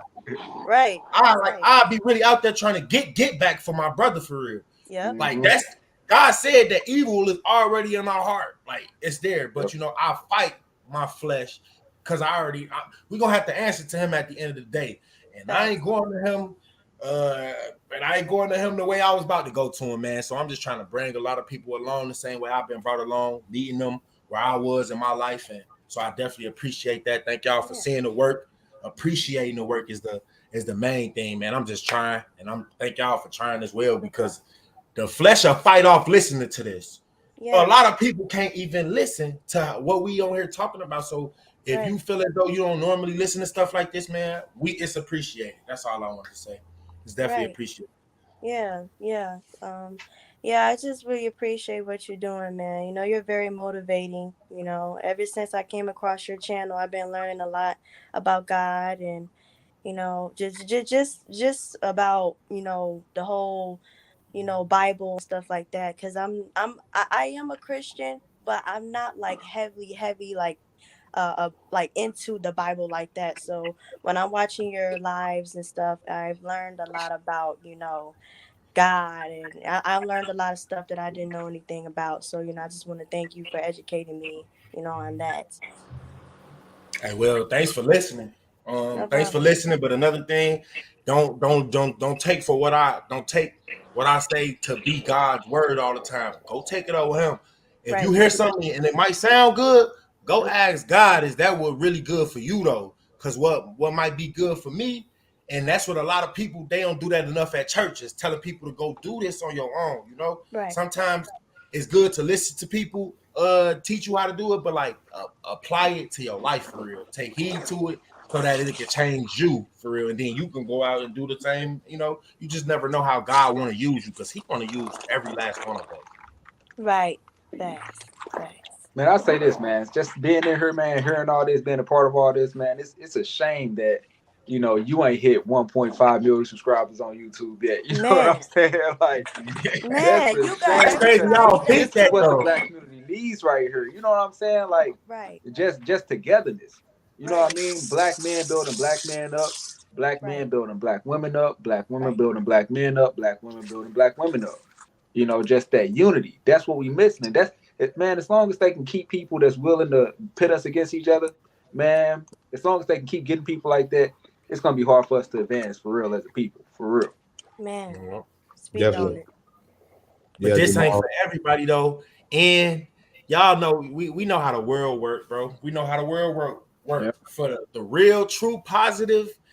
Man, a lot of them, they don't get to shine, but like at the end of the day, it's all within God's will. Ain't nothing going on, He ain't allowing to happen. So if Right. the day if I ever hit 1,000,000 or 100,000, it's because it was the time for it. Maybe if I get that, I might be too big headed. I Right. might lose like God's strategic. He works strategic, and I tell him, let everything that happened in my life align with your will. Whether I'm not, So sometimes we just got to be patient and have faith in that this is what He wants for real. Right. And but now I truly appreciate and thank y'all for feeling like y'all feel like the platform should have as many viewers or whatnot. Like I definitely appreciate it, but at the end of the day, man, God gonna get the glory. All Right. knees gonna bow. JP, I'm sure you know when it's time. He said every knee shall bow, even those that's in the dead. They gonna rise just to bow from the dead. Like it get bigger than just this earthly realm that we fighting in, man. So again, Yeah.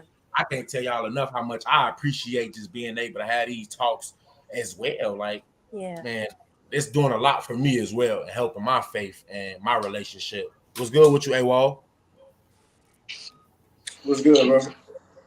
Man, not much, bro. Just chill, functioning with the people right now. Mm-hmm.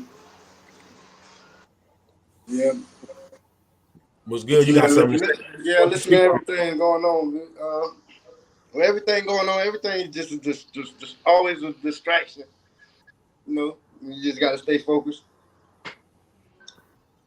Everything. No. I know y'all talked about everything, that Kevin Samuels thing. I don't know. It'd be funny how people pop out of nowhere. It's like I know they be Masons and shit. I be thinking they be Feds or CIA or something.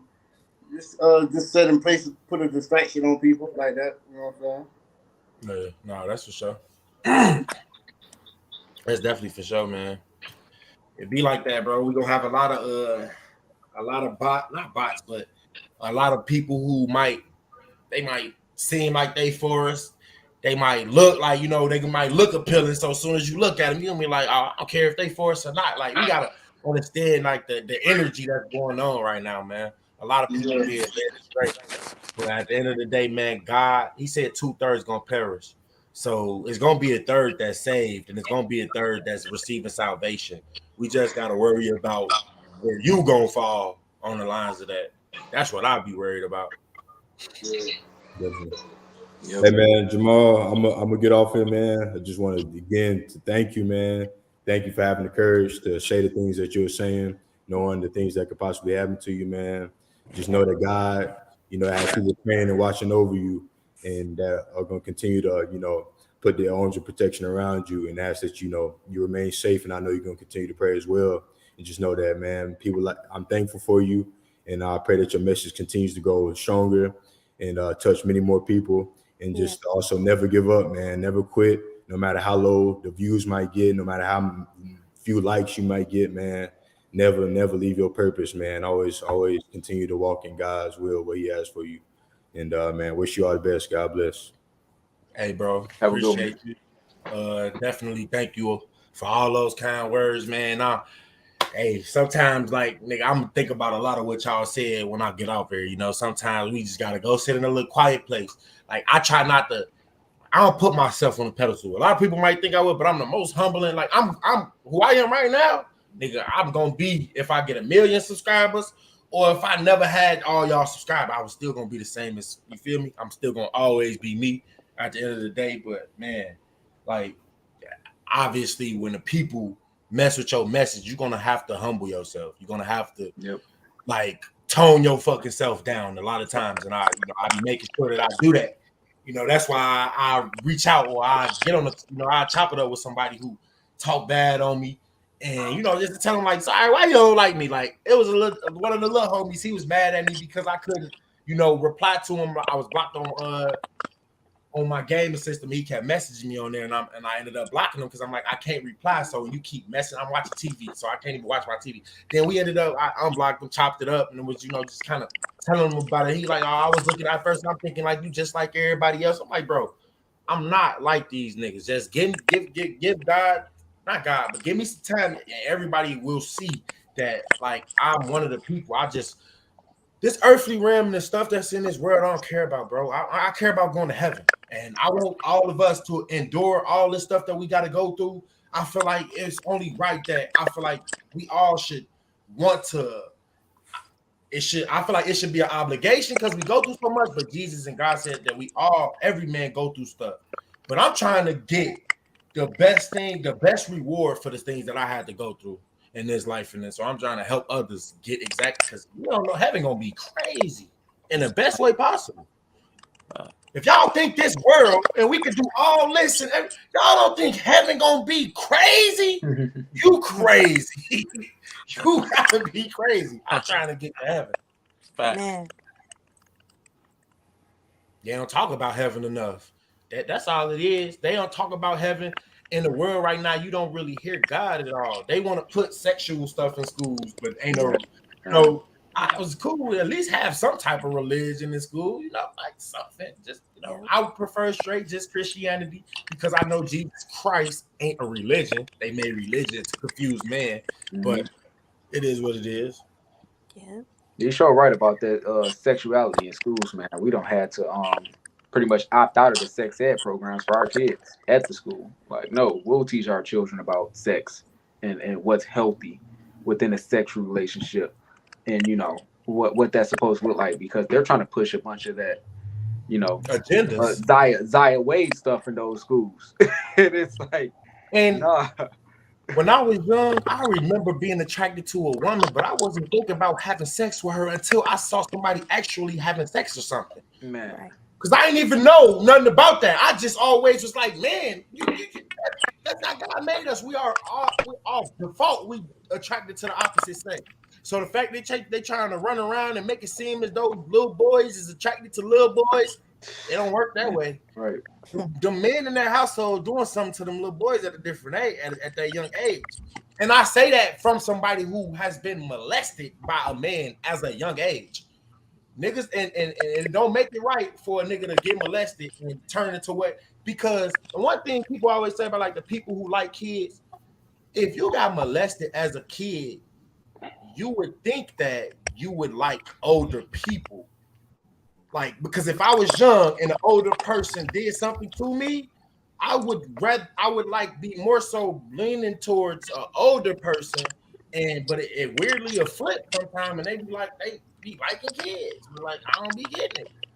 But I know I just kind of went off subject there. No, bro, I think you touched on something deep there, man, because that's a conversation that the black community doesn't have enough. That's something that happened to my family, to my brother.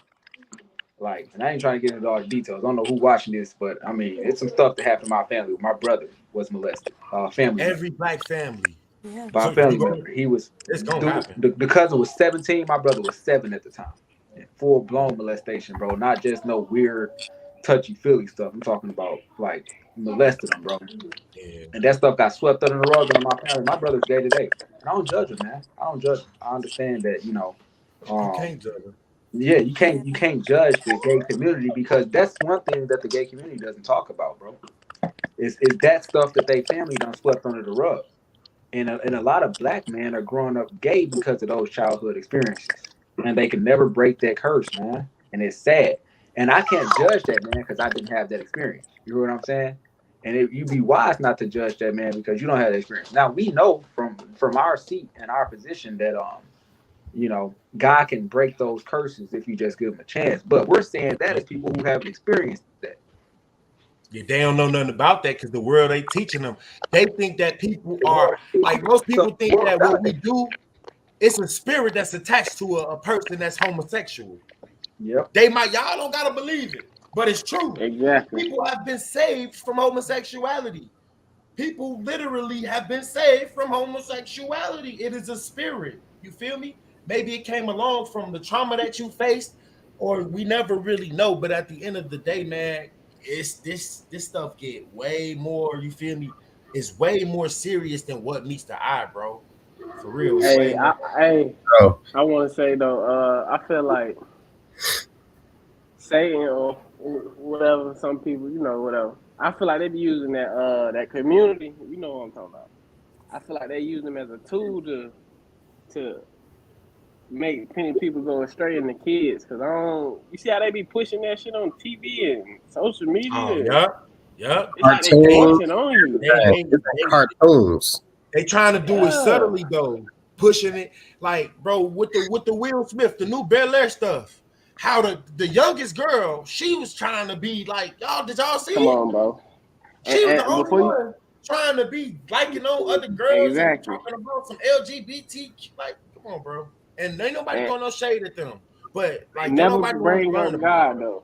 They never talk about God though. Never talk about God, but Satan that's what Satan is. He gonna always show himself, y'all. He gonna always get the last laugh in this earthly realm as for the now. God really gonna get the ultimate last laugh. He just fooling as many as y'all as he can, because he can. And they don't even know it. A lot of people, and I be getting mad at people. I can't be getting mad at y'all from him tricking y'all because shit. He used to be tricking me too. Yep. Them some of the strongest people though. Some of the strongest people. Facts. You feel me? Every saint got a, what they say, every saint got a past, every sinner got a future. Yep. Definitely. Yeah. And a lot of people don't realize, or we sweep trauma under the rug just in general. You know what I'm saying? We taught to just move on and forget about it and don't talk about it. And you know what I'm saying? Like, but we have to learn how to deal with these things and express these things in order for us to move past them. You know what I'm saying? We go through traumas and not realize it or downplay it as if it's nothing. There's something that an average person got to go through, or it's just life. You know what I'm saying? We just chalk it up as it's just life, but it's a lot deeper than that. You feel me? You leave it all bottled up, it ain't gonna do no good. Right. Yep. Let me. How many of y'all in here do counseling? I mean, because me and my wife to this day we still do counseling. Who? Y'all take counseling or provide counseling? We do counseling together as a couple, and then she also does. And I did individual counseling for myself, which I think is really something that the Black community is like that's something that we like. I don't know about that, but I want to do it. I'm about to start Even trying though- to get into it, and you know, because we all need it, but not none of us. Not myself. Nope, never. I've done it before, and because I had to, like when I got to college, it was certain, and even when I was young, because I had like so many like different nightmares that used to, you know, keep me up. I couldn't sleep at night until I got to like a certain age. Like I seen my grandmother killed. I seen a lot of traumatic stuff growing up as a kid, as far as even outside of, you know, going through it physically or like seeing it. So really, like it was just a lot of stuff that like I tried to. And when you go and talk to somebody for real, it does a good justice. If you could really talk to somebody that knows how to let you get off all those demons and stuff like that, man, it could be very beneficial. Because I got to where I got by holding a lot of stuff in, but I'm very angry and I'm very snappy because I held a lot of shit in. That's why y'all go through my page. If y'all gonna see me going battling back and forth between niggas, or if they get on here, they say something and I don't like it, I'll be battling. It's because I'm angry. A lot of me, a part of me still angry, you know, because I've been through a lot. And like, that's the same, not just for me, but a lot of y'all, you feel me? Ain't nobody's story and what I go through gonna be bigger than what you go through, because all you know is what you know, and it's gonna hit you the same hard as it might not hit me that hard, but if that's all you know, it's gonna be the same level. You feel what I'm saying? Because that's all you know. And, you feel me? But it's different levels to it. But man, ain't nobody out here going through something that the next person not type shit. Yeah. Right. Yeah, we all got our own battles for sure. We And all need counseling. Like we really, if you really can, do it. Like, do it. All black people need counseling. All people, period. Not just black people. White people, y'all need counseling. Mexican people, bro, we all need counseling. We all suffering from some type of mental something. Like you might think you got it all. You might think you all there, but probably not. Like, because I'm sure we Hey, all go. Let me ask Me and my wife anybody. have a pretty healthy Go ahead. relationship, man, and we still learn things in counseling to this day, bro. I'm telling you, like, you think you got it all together, like, you know, y'all got things tight, y'all got a good understanding, but then like it be the subconscious stuff. It literally be the subconscious stuff you don't even think about. It be like, dang, if I tweak that, like we could be even better. You know what I'm saying? Just stuff that you don't even think about. You know, like little personality differences here and there. Like everybody got a different love language and stuff like that. So it's just, if you got something good, it's even good to do counseling just to build off of what you already have and make it better. So That's a fact. you don't got to be like a severe trauma patient before you get to counseling. You can actually be mentally well and still learn stuff in a counseling setting that you probably would have learned if you ain't do counseling. Yep. Right. So I want to ask you, JP, when you chose your counselor, was there like a vetting process in order Yes. for you to find the counselor that fit you? My wife just came in on the conversation. That's a good question. She got something to say. Go on, get in. Yeah. Man, I'm telling you what, man. We tried when we first started doing counseling with each other. We tried to like go to white counselor. Completely different, bro. I would not recommend that any black person go to a white counselor. Now, there's caveats. If the white person was from the hood, they have experience. It wouldn't make no sense. They can't relate to nothing that we go through. And this ain't no shade at no white people. We love y'all, but y'all can't help us with the shit that you ain't go through. Right. But as soon as we found a good black counselor, man, my goodness, I'm telling you, paid dividends. It was like the first session. Yeah, was good. That first session that we had with our first session that we had with our black counselor was like, bro, we felt, we walked away from that meeting like feeling 10 times better than we ever felt with a white counselor, and that's just because of the cultural aspect of it. Right. You know, white people, they don't understand us down to the deepest levels of what we've had to deal with as Black Americans coming up. Yep.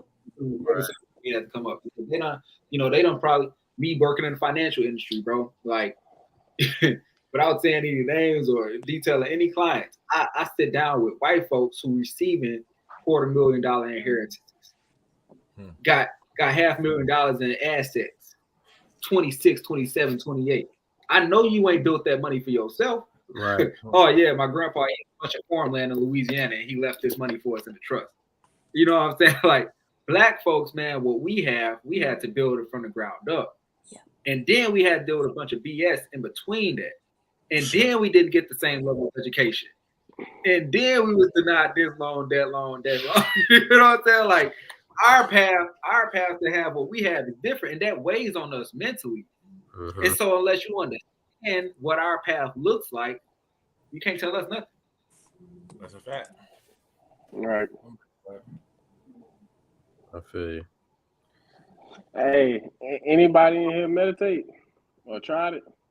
No. Yes. Yeah, I haven't tried it. The only thing I'm meditating on is God's word. If I ain't meditating on his words and his scripture, it's dead.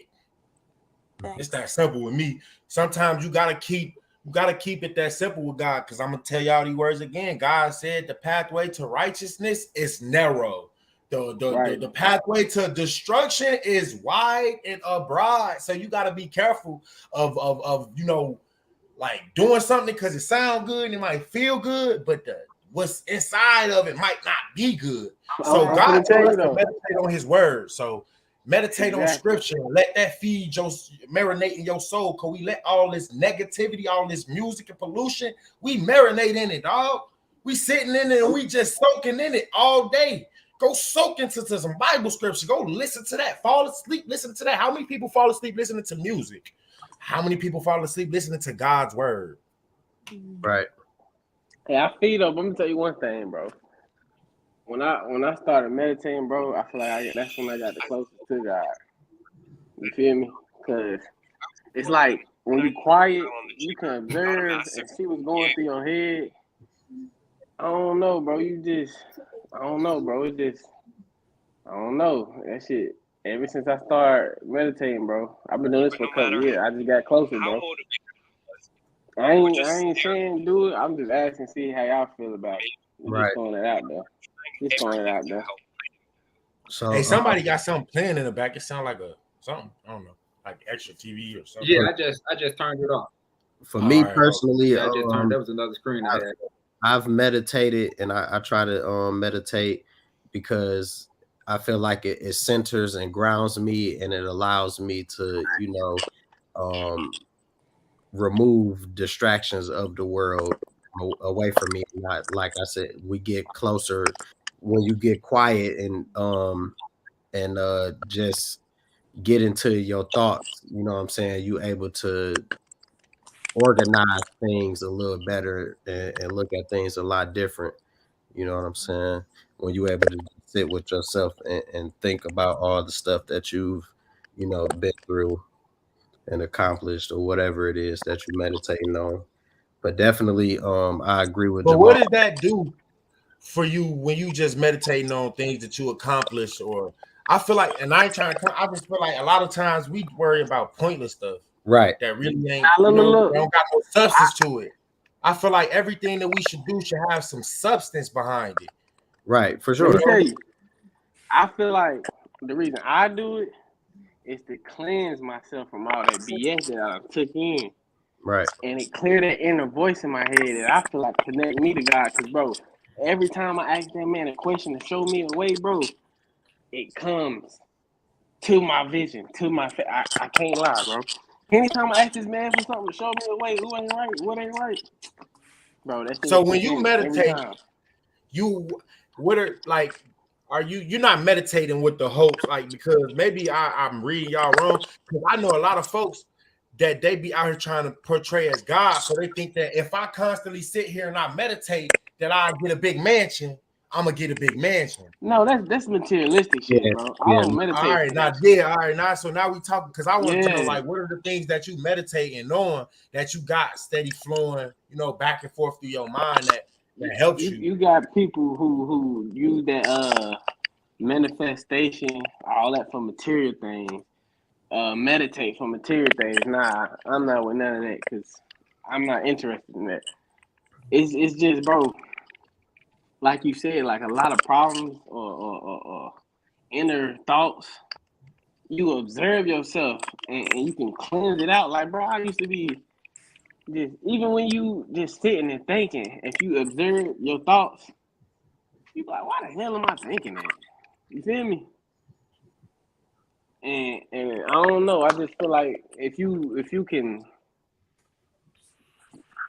just, I don't know, bro, how to explain it, bro. The It ain't most for powerful everybody. I thing feel you like could do we though. have a divine connection to the creator, you know what I'm saying? And when we meditate, we are getting aligned with the frequencies and the vibrations of the creator. So when we sit The still, only way you could do that is by reading his word. You cannot move closer to God without his word. Man can't do that. Man Hold gonna on, be hold on, moving closer hold to on. something else. I don't agree with The that. word not in us though. Yeah, The the word word is is in you for sure. Yeah, right. because God did say like but I'm saying in terms of what we're talking about right now, I feel like you gotta, I don't know. I just feel like the best thing for me that I tell people is to pray, bro. Pray on everything. Pray behind every action, every little thing. You know, you might not want to, but pray behind it because you might not know if what you're doing is of God or of Satan. So you got to pray and make sure that what you are interested in, what feels good to you, make sure it's good to him. And like Right. you said, he always give you revelation through when you ask him questions and stuff. So, you know, that's again, you know, because again, what might Right. float my boat might not rock, might not make yours move. So I Right. feel Nah, that prayer is a go form ahead, of bro. meditation, not to cut you off, but I feel like prayer is a form of meditation. You know what I'm saying? You can go to what you was about to say, but I just wanted to clarify that. Now I just wanted to say I only brought it up because you said you still deal with anger issues, you know, and a lot of my problems I solve, you know, like just facing it, letting it go, coming to peace. I ain't when you meditate, I'm not thinking about no other stuff. None of that. I don't know what perception you may have, but I ain't doing that. I'm just saying it So just when helped you me come to peace. meditate, you just supposed to be thoughtless. Is that the kind of meditation that you're talking about? Where you just kind of like drown out all of the thoughts, you just sit in silence, even in the mind? Or And that's what I'm trying to say, because that don't really make sense to me. Nah, not necessarily. It's just like you just coming to peace, bro. Like I can't really. So I can't I'm a help bro out. take it, bro. Take it, So bro. I feel that meditation is something that helps you be in the present state. So when you meditate, it allows you to focus on being here right now. So whatever it is that you working on, a task or something, you won't be so jittery, so all out of the place if you meditate and you able to ground yourself and to be in the here and in the now. You know what I'm saying? So when you focusing on you know, getting a project done or whatever it is, if you meditate, it's easier for you to sit down and take care of wherever that project is because you're practicing being still. You know what I'm saying? Whether it's in, you don't have your thoughts going crazy, just, you know what I'm saying? Because a lot of people get distracted by the littlest thing. So I could be focused on getting a project done and my phone ring. You know what I'm saying? And now I'm looking at my phone and forget about whatever project that I'm doing. But when you in meditation, you practicing ignoring that phone. You practicing ignoring those things that's outside of you, and you going with inside yourself, and you focusing on whatever task that you have for yourself while you're meditating. You know what I'm saying? If that makes any sense. But what it sound like with that, it sound like Nick, you got like where you can't, you know, attention deficit, where you really can't pay attention to stuff. Like Meditation can help with that. Yeah. I feel I feel it like whatever is cool for you is cool, but I know how God works. I know how I think the best, you know, I'm always just go back on him. I'm like, that's probably why he used me the way he used me, because before I lean on what I could do for myself, I'm gonna lean on what he could do for me, because I can't do anything. Anything that I can think of that is of good, it comes from him. Any bad thought, he said, don't come from him, it come from Satan. So at the same time, I try to always like go to him about it, bro, because he ain't gonna lead you astray. You yourself can lead, you can lead yourself astray. And I don't, not to say that y'all leading yourself astray with meditating, but I just think it is a when I'm hearing y'all say this, I just feel as though it's not no substance there, because God not really, I know he made us in his image. He did say the laws will be written on our hearts and stuff like that. But Hey, look, I don't think know. about it like this. Think about it like this. Let's say you got Because a God jar or talk something, about right? patience and everything in the Bible. So you can meditate on scripture that might apply directly to a point in life where you're trying to go to. But if you meditating on God's word around it is better than meditating on your thoughts around it, to me. But look, think Yeah. about it. Think about it like this. Let's say this is you, right? You got all this negative, good stuff, da da da da da da. When you meditate, it enters this, and then you go talk to God. You feel me? You might not. Because I don't see like how is not thinking about something. Sometimes I feel like the way we heal is to talk about the things we need to that's affecting us. If you run away from it, it's going to arise again. When you meditate, you can't run away from it. You gotta face it and accept it. You feel me? Embrace it. You gotta grow from it. You feel me? It ain't running. You can't run from it. Exactly. So I mean, I don't know. I think y'all not doing you ain't doing a good job at painting a clear picture of the exact way you meditate. So, because I'm thinking about meditating, I'm hearing y'all say y'all just sit in peace and not focusing on stuff. So, if you're sitting in peace and not focusing on stuff, how are you focusing on what's hurting you? So, bro, when you go ahead, bro. Go ahead.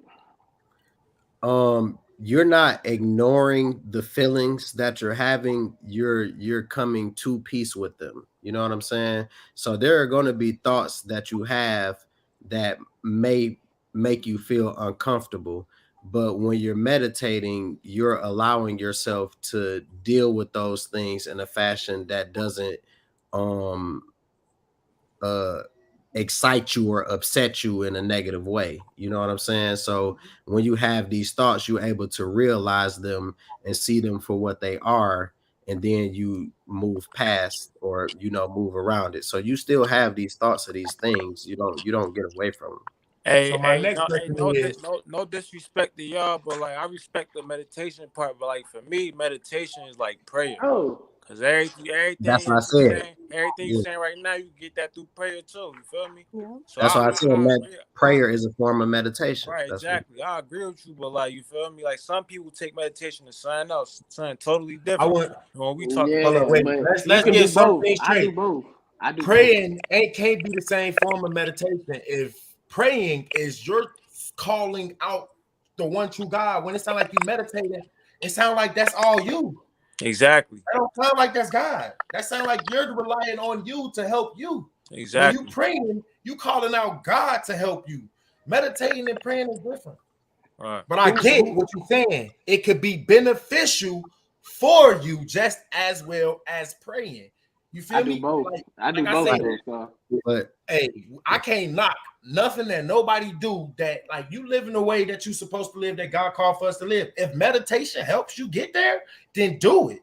Because God gonna judge the depth of your heart regardless. So you might be doing something that ain't even of him, but if you're not doing it with the wrong intentions, you got the right intentions behind it, keeping him first, he gonna work with you. I believe. Right. It's just my thoughts. But you're right. But look, this is my last thing. Right?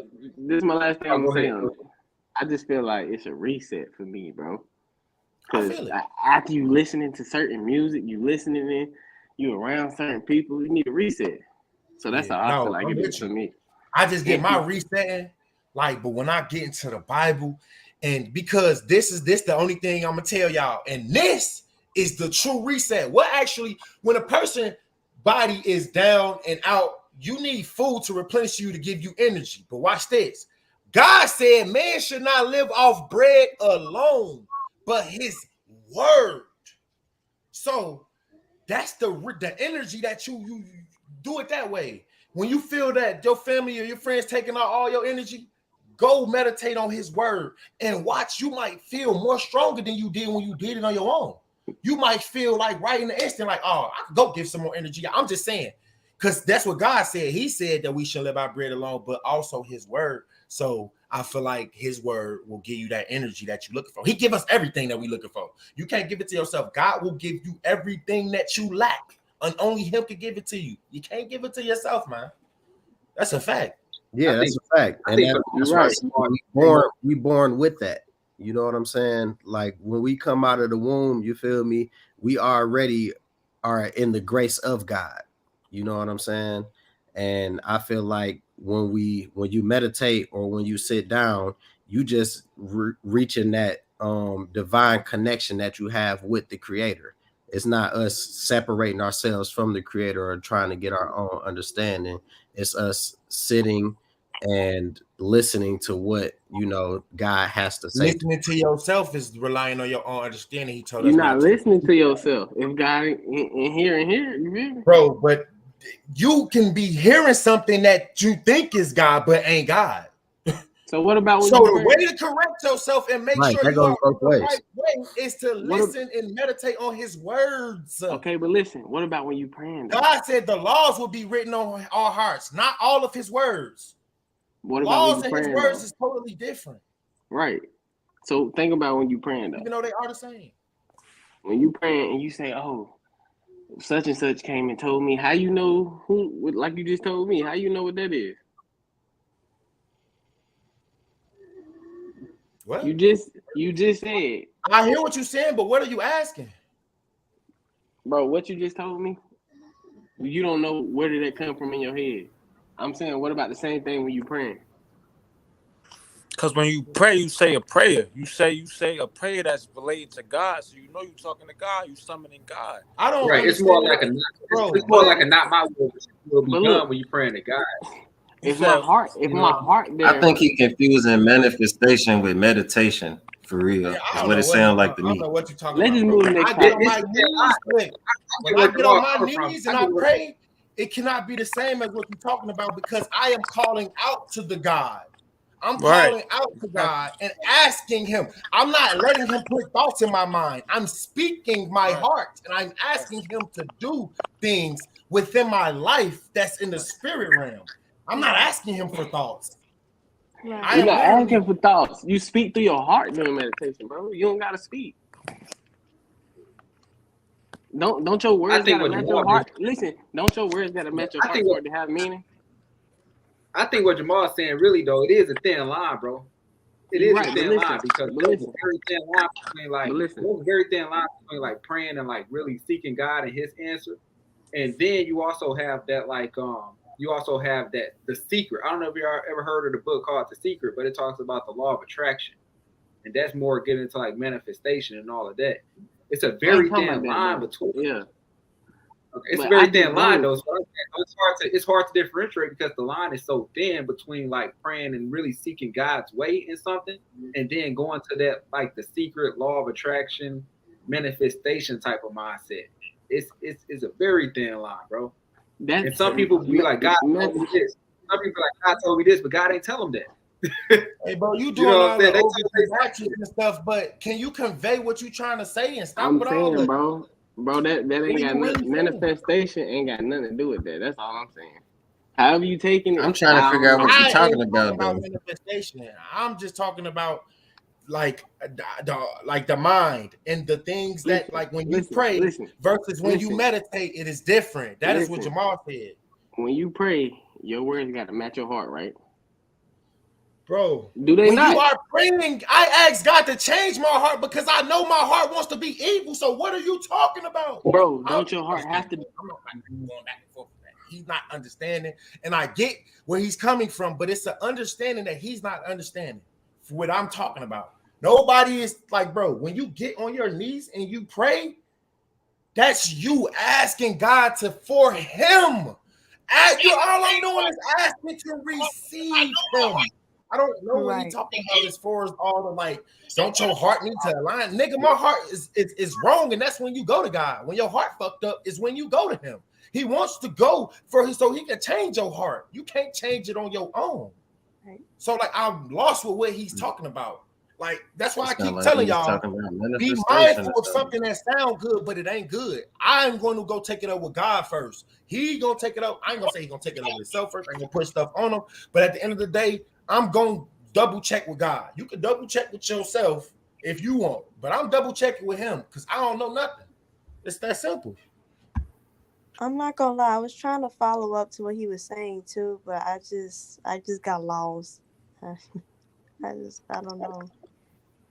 I kind of get it. He was just explaining it kind of I think weird. that's what It's it like he was. was manifesting, but it's like if you talking to God, you talking directly to God, like you saying Right. His actual name. And the way Yeah, he I think seems that's why like though, he because just everything. meditating, but I don't know. I couldn't understand it for real, bro. I couldn't understand it. I don't know. Hey, stop asking me who my God is. My God is the one true God. He's only one. It's only one of whatever entity, spirit, or being he is. Why y'all gotta, nigga? What? Who is? Why you gotta keep asking me who is my God? I done seen you say this so many times. Who is your God? You must serve a different one. Like, why you keep asking me that? Who is your God? Nigga, the one true God. And if you gotta ask me again, then I don't think you even know who he is. The one who is omnipresent, present. The one who created all creation. The Yeshua HaMashiach. What you want me to say? Yah? Like, I don't be getting it. And y'all forgive me though. Y'all not be like they be He blowing said me he sometimes. said he was saying he pray and meditate. He said he was saying he pray and meditate. But I ain't hear that, bro. He was confused and I was getting confused. I ain't gonna lie, shit. I like, and all I'm saying Yeah, it's a is, thing. if you want to meditate on God's word before you fool yourself with your thoughts. He said, lean on not your own understanding. Yeah, That's only all way I'm to telling acknowledge him. y'all. Yep, and he said That's his the ways only are way not they our acknowledge ways. him. He said his ways He not don't our get ways. no And his ways glorification. not Amen. He don't get his no ways are not our ways. glorification His when thoughts are you not our thoughts. break Bro. yourself free from sin. Man, we can't do nothing. We can't break ourselves free from anything. Right, man. We can't. You're gonna need his help. And if you think that you can keep doing it on your own, just keep trying to do it. You're gonna keep trying. Like it's just one of those cycles where they say, What what's he say? the thing? What he say, Jamal? What Paul say? What Paul say? He said, every time I desire to do good, sin is always present with me. He says, I know what I ought to do, but I don't do what I need. That's our struggle right there, bro. Right. He said, who gonna save me from this wretched man as I am? Thank God for Jesus Christ. Like, that's real. our condition as human beings, bro. You know, we can't real, do it we on saved by our own. that grace. We saved by that grace alone, man. And it's a beautiful thing. But where the people gonna perish at, they ain't gonna believe in the salvation. A lot of people don't even believe in Jesus, and that is your only way to heaven. Jesus, or whatever name you want to call. I ain't gonna say whatever name, but whatever one of the names that he has that's out there that we heard, what you want to call him by, bro. If you don't believe in him, you're gonna miss out. And that God said 2/3 of the world was gonna miss out. Do y'all know how many people that is? Oh my God, that's more than half, way more than half, and it's crazy. It's honestly crazy, man. I don't know. But at the end of the day, man, I'm gonna just keep telling y'all what I always say: take it up with God. Don't just you gotta lean on some of the most important things that He said, man. 2/3 of man will perish. Lean not on your own understanding. You talk about the two deaths. Like it's certain things that'll make it real not clear and easy for you. And one thing I found out that I learned amongst this, common sense is a blessing. And I'm talking about the real common sense. I'm not talking about the foolish common sense where everybody thinking like, I'm talking about actual common sense. It's a blessing. Because look at all the fools that's in the comments and they talk about the Lul Tim was go look at Fuchsia's TV interview and look in the comments, and there's so many people who in the comments and we love you, Lul Tim. You did God's work, and it just shows us the blinders on man. It's crazy. It's really crazy. I think you mentioned it earlier, though, man. You said that when Jesus was talking about broad and wide is the way that leads to destruction, and straight and narrow is the path that leads to life, and few be that find it. So when he compared the numbers, he said broad and wide is the way that leads to destruction, and many enter therein. Straight and narrow is the path that leads to life, and very few be that even find it. And that's just the people who find it. Amongst those who even find it, how many of those are still choosing to walk that straight and narrow once they find it?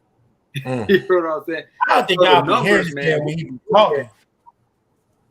We the numbers, we can't look at the numbers and say, oh, well, more people agree with me, so I'm right.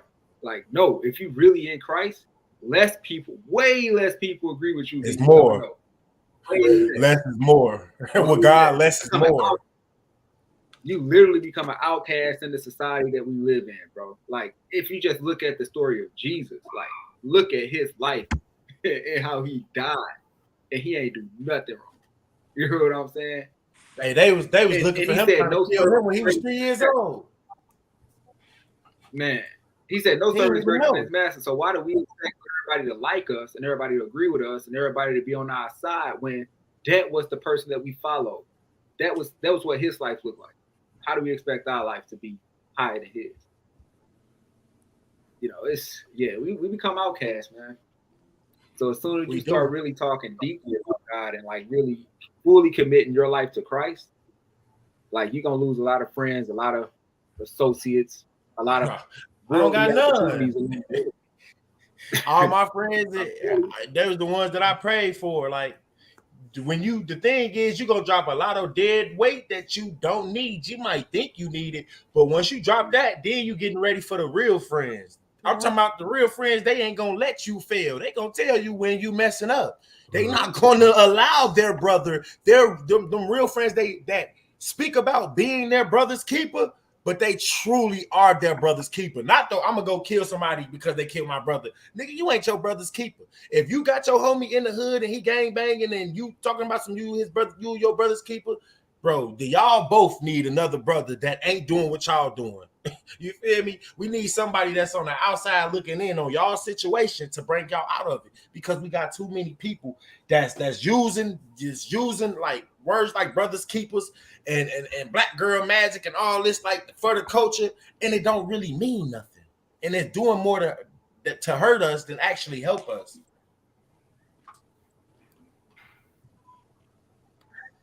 Yeah, you're right, brother. All right, well, I'm about to hop off, man. Hey, but, man, I subscribe to you. I'm following you from now on, man. I'm definitely gonna stay tuned in what you got coming out release. I'm turning notifications as well. Hey, that's love, bro. I'm gonna need you, man. See, what's your Facebook? I don't know if you want to say it right over here, but I'm trying to get you on the book. I just sent it on a private chat. Oh, you just sent it, or you had already? Well, hold on. I sent it before. I'll send it again. Hey, they talking about religion and touchy subject. We ain't talking about religion right now. We talking about Jesus. Jesus and God ain't no religion.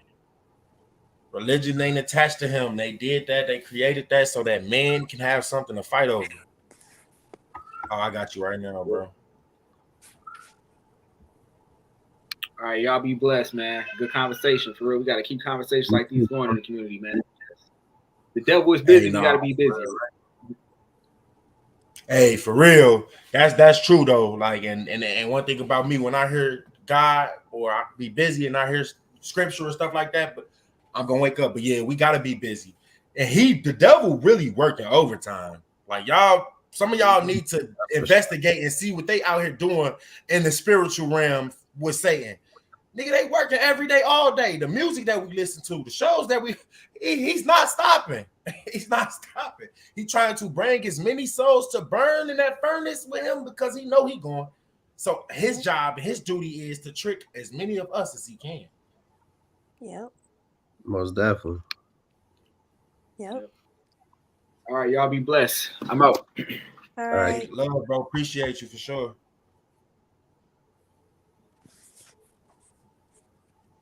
I don't even know if this, bro. It's hella John Alexander's. But yeah, man, I feel like today was a dope day, man. I appreciate everybody coming out, joining in. I don't know, man. Y'all want to any little closing statements y'all want to say? It don't matter what it's about. Just anything that y'all want to say. Y'all can have the flow. Any of y'all. Well, I just wanted to say, because I saw earlier you were, Jamal, you were apologizing for, I guess yelling because you're so passionate. And, I just want to say, like, I'm the same way. Like when I feel really passionate about something, you know, I yell, and it might look like I'm angry, or it might look like, you know, I'm just being, excuse my language, a bitch, but really, like, you just passionate, you very firm on what you believe in, and don't feel bad for, you know, being passionate about something or speaking your mind about anything. You know, at the end of the day, you know, you have a voice and you are human, and you have every right to feel how you feel, and you have every right to voice your opinion just like everybody else. So just don't, you know, feel bad, you know, to be passionate about what you believe in, because that's what they want you to do. That's a fact. And I definitely appreciate that. I just be trying to keep it to a fine balance where, you know, I'm not overly disrespecting them. Right. Like, it's definitely okay to be passionate, but I don't want to be like a hypocrite, because like that's why I like, because I like Charleston White's message, but I can't really fuck with him because the way he pushed it off with the, you know, the trolling and, you know, all the crazy talk. So I definitely hear you out on that, and I appreciate that. I'm gonna be still moving with the fire. It's just like I want to be respectful to people, you know, and not like, you know, because if they already going down that path, I could, like, me just holding my tongue and saying something out of love could help them more so than, you know, me doing what they might want me to do. They probably be like, oh, look how he just, you know, acted like that. Like, you know, I mean, it might just do a something different for them that they might not even know that it'll do with me. So I'm trying to get to that point. Clearly, I ain't there all the way, but, you know, God's still working for sure. Definitely Right. appreciate that. Hey, high grade, you looking sleepy up there. I'm fried as hell, man. I read these comments, man. I be fried, bro. But shit, the most disturbing thing out of the whole lie today is all these people sitting over here like doing everything in their power to justify this Lul Tim shit. Is very disturbing, bro. And yes, a lot of them just followers, man. A lot of them just looking at what the bloggers talking about, and they just fanned out and they just following us. But if this same situation happened to one of their peoples, they wouldn't be saying like, oh yeah, he did what he had to do, because he'd have did what he had to do to some of your peoples. You know what I'm saying? So, and I just feel like, man, you gotta learn how to think for yourself. I feel like a lot of people feel some type of way towards Jamal because they was on another nigga little blog YouTube channel and he said something and they already ain't like him. So they was like, oh yeah, this right here. So they run back over here and be writing it in the live chat and all type of shit. It's just a whole bunch of worshiping, you know, these goofy ass niggas. Like, and you can't tell nobody about an NBA Dirk or Vaughn, because as soon as you try to tell them something about them, the first thing they go to is they got more money than you.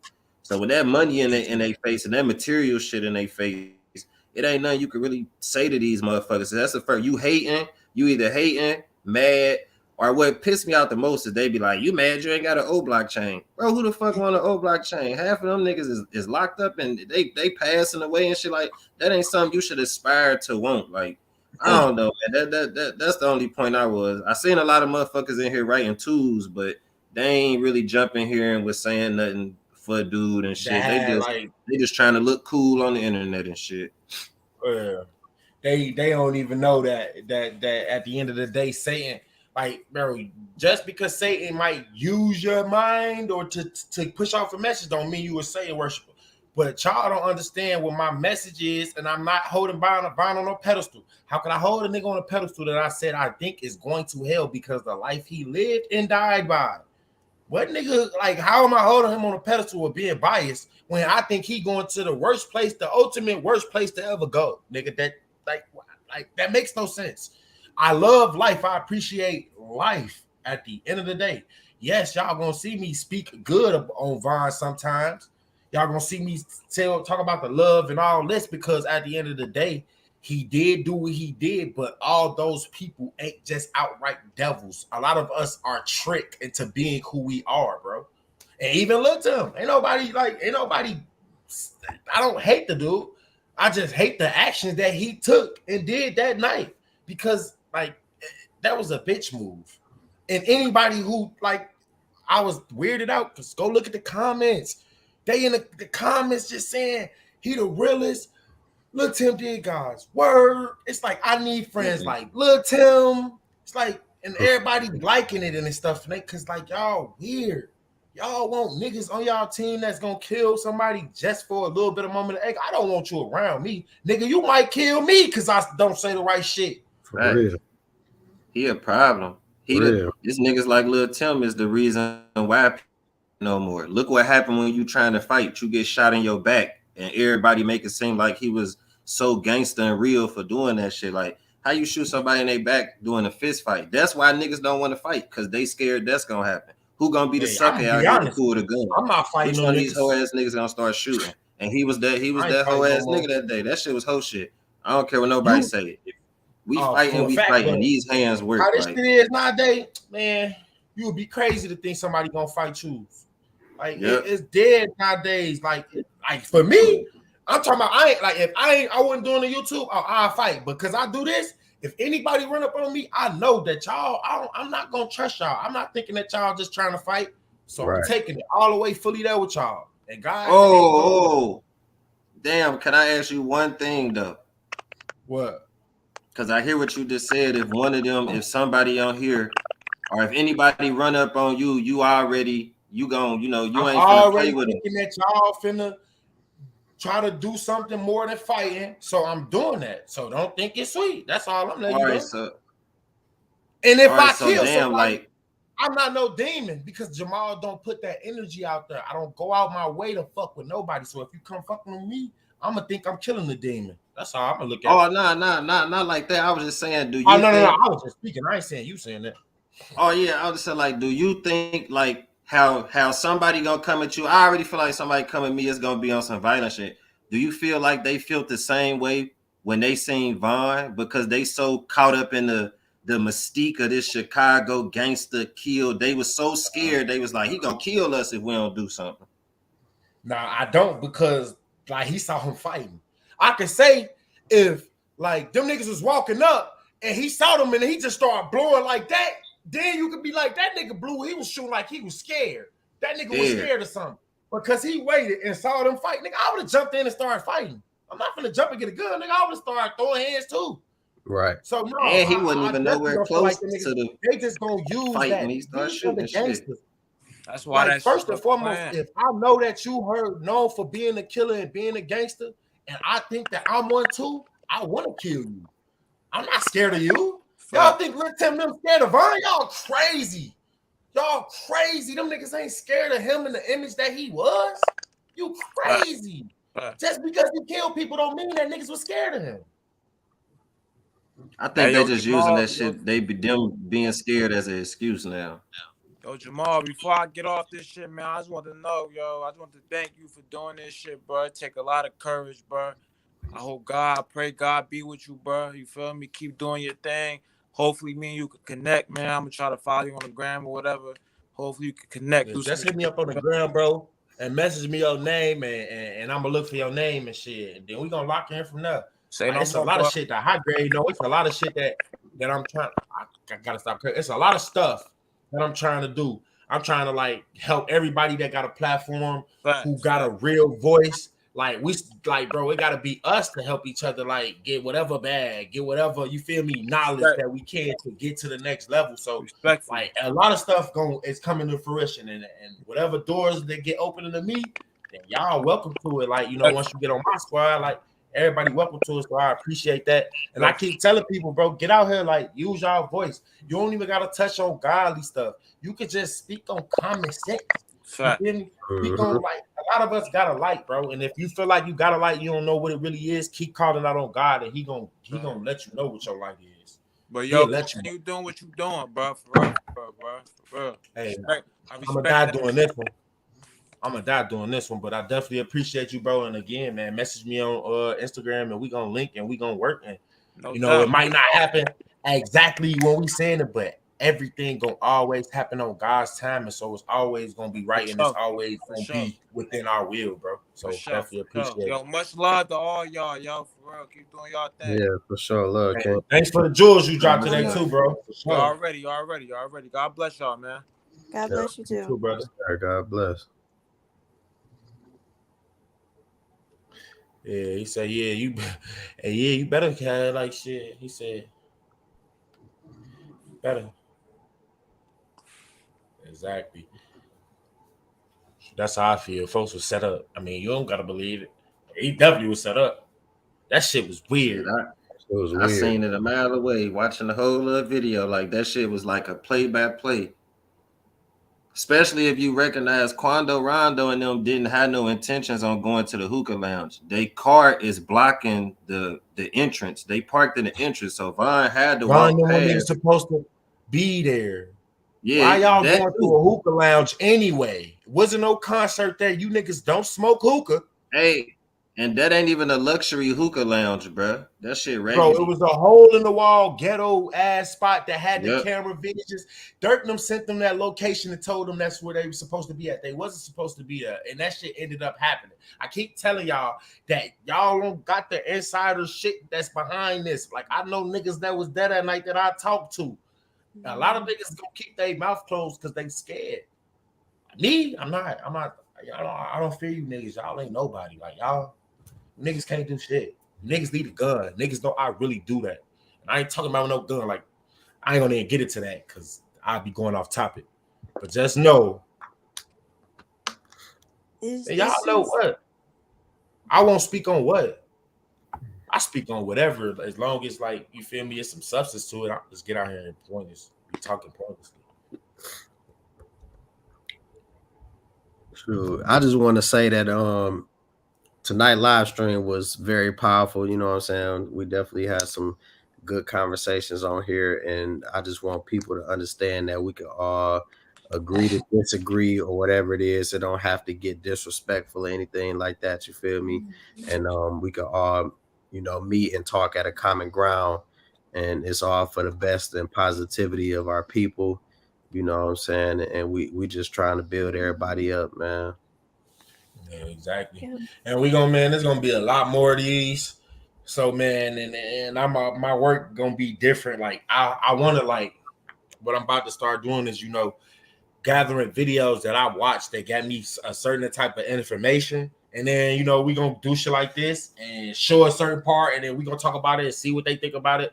And I feel like, it'll be a good thing for us to just stay up on all the information as what's going on in the real world. Cause it's cool to be worried about that all that negative shit, but like not if you not really worrying about it with trying to keep away from it, keep your family away from it. You Right, feel me? exactly. And niggas not thinking like that because they trying to be cool, they trying to be tough, they trying to be looked at as somebody you not even. That ain't even you. That's not you.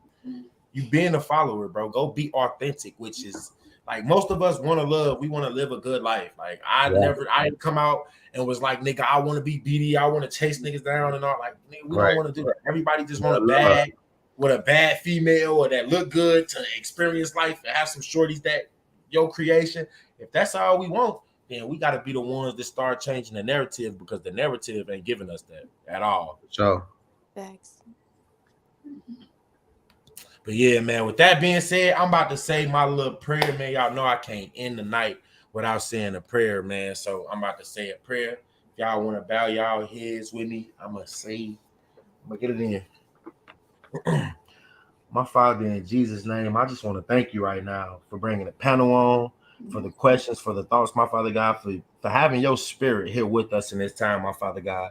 I sincerely pray that you will continue to enlighten us on what you want us to know within our wills for each and every one of our lives, my Father God. I pray that you continue to put the fire under people to want them to ask you the questions and not man, my Father God. Let them know that you are the one source that is true, and man can be a lie. All men can be a lie, but you can't. So I just pray and I ask that you will touch those who want to be touched, my Father God, and those who will do good work for the kingdom, my Father God. I hope that it will be was a seed planted here today. I hope that you continue to love us, continue to guide us in all the truth that you want us to see and reveal it to us at the time in which you see fit for our lives, my Father God. I just pray that for all the souls out there who want to know your truth, that you give it to them, and again, the way you want to. But I just pray that through the words that you've spoken through us and let us speak out today. I hope that lives can be changed, my Father God. I just want to say a prayer for all those in need, whether it be physically, mentally, spiritually, my Father God. I just ask that you will be the shoulder that they can lean on, my Father God. Be that pedestal for them to get to their next step. Not themselves, not their friends, my Father God. Let them know that you are the one that can take them up if that's where they choose to go, my Father God. And I just ask for your love, your grace, that you keep giving us the spirit of discernment, that you keep being merciful to us, keep teaching us patience, being patient with ourselves. So, and I just send those things with you high and in righteousness, my Father God, and just ask that those things be. In Jesus' name I pray. Amen. Amen. Amen. Amen, bro. All right, y'all have a good night. You too. Yeah, y'all definitely have a good night. I appreciate y'all. And again, we're gonna probably do this in a couple of days, but y'all know how it go. We're gonna have good days and we're gonna have days where they too cracking. So we gotta make the days what they is, whether we got 50 people, 500, 400. But again, man, I appreciate y'all. And don't let this be the last prayer that y'all hear tonight. Go pray for yourself tonight, bro. I bet you y'all, a lot of y'all gonna feel like you're gonna be tired, but you're gonna get a lot of breakthroughs from doing it when you fight against the flesh, just to talk, to speak to God, just to thank him for the day, just to thank him for all the stuff that he do for us unknowingly. He working for you unknowingly. You don't even know he woke you up this morning. It wasn't you. Real talk. Hey, man, I appreciate y'all, man. And say y'all prayers, bro. Say y'all prayers, bro. Definitely appreciate y'all. And I appreciate you for letting me on. Thank you. Hey, man, no problem. Hey, this the people's platform. Like I said, it was gonna be this. Like I started it, but it ain't for me. It ain't about me. This is for us, and it's about us. So at the end of the day, when we drop these, shit, whoever could come on, could come on. As long as you ain't no fool, you ain't trolling. Shit, come on and speak your wisdom and what God, not just speak. Say what you got. Say whatever. So yeah, again, I appreciate that. And until next time, folks. All right.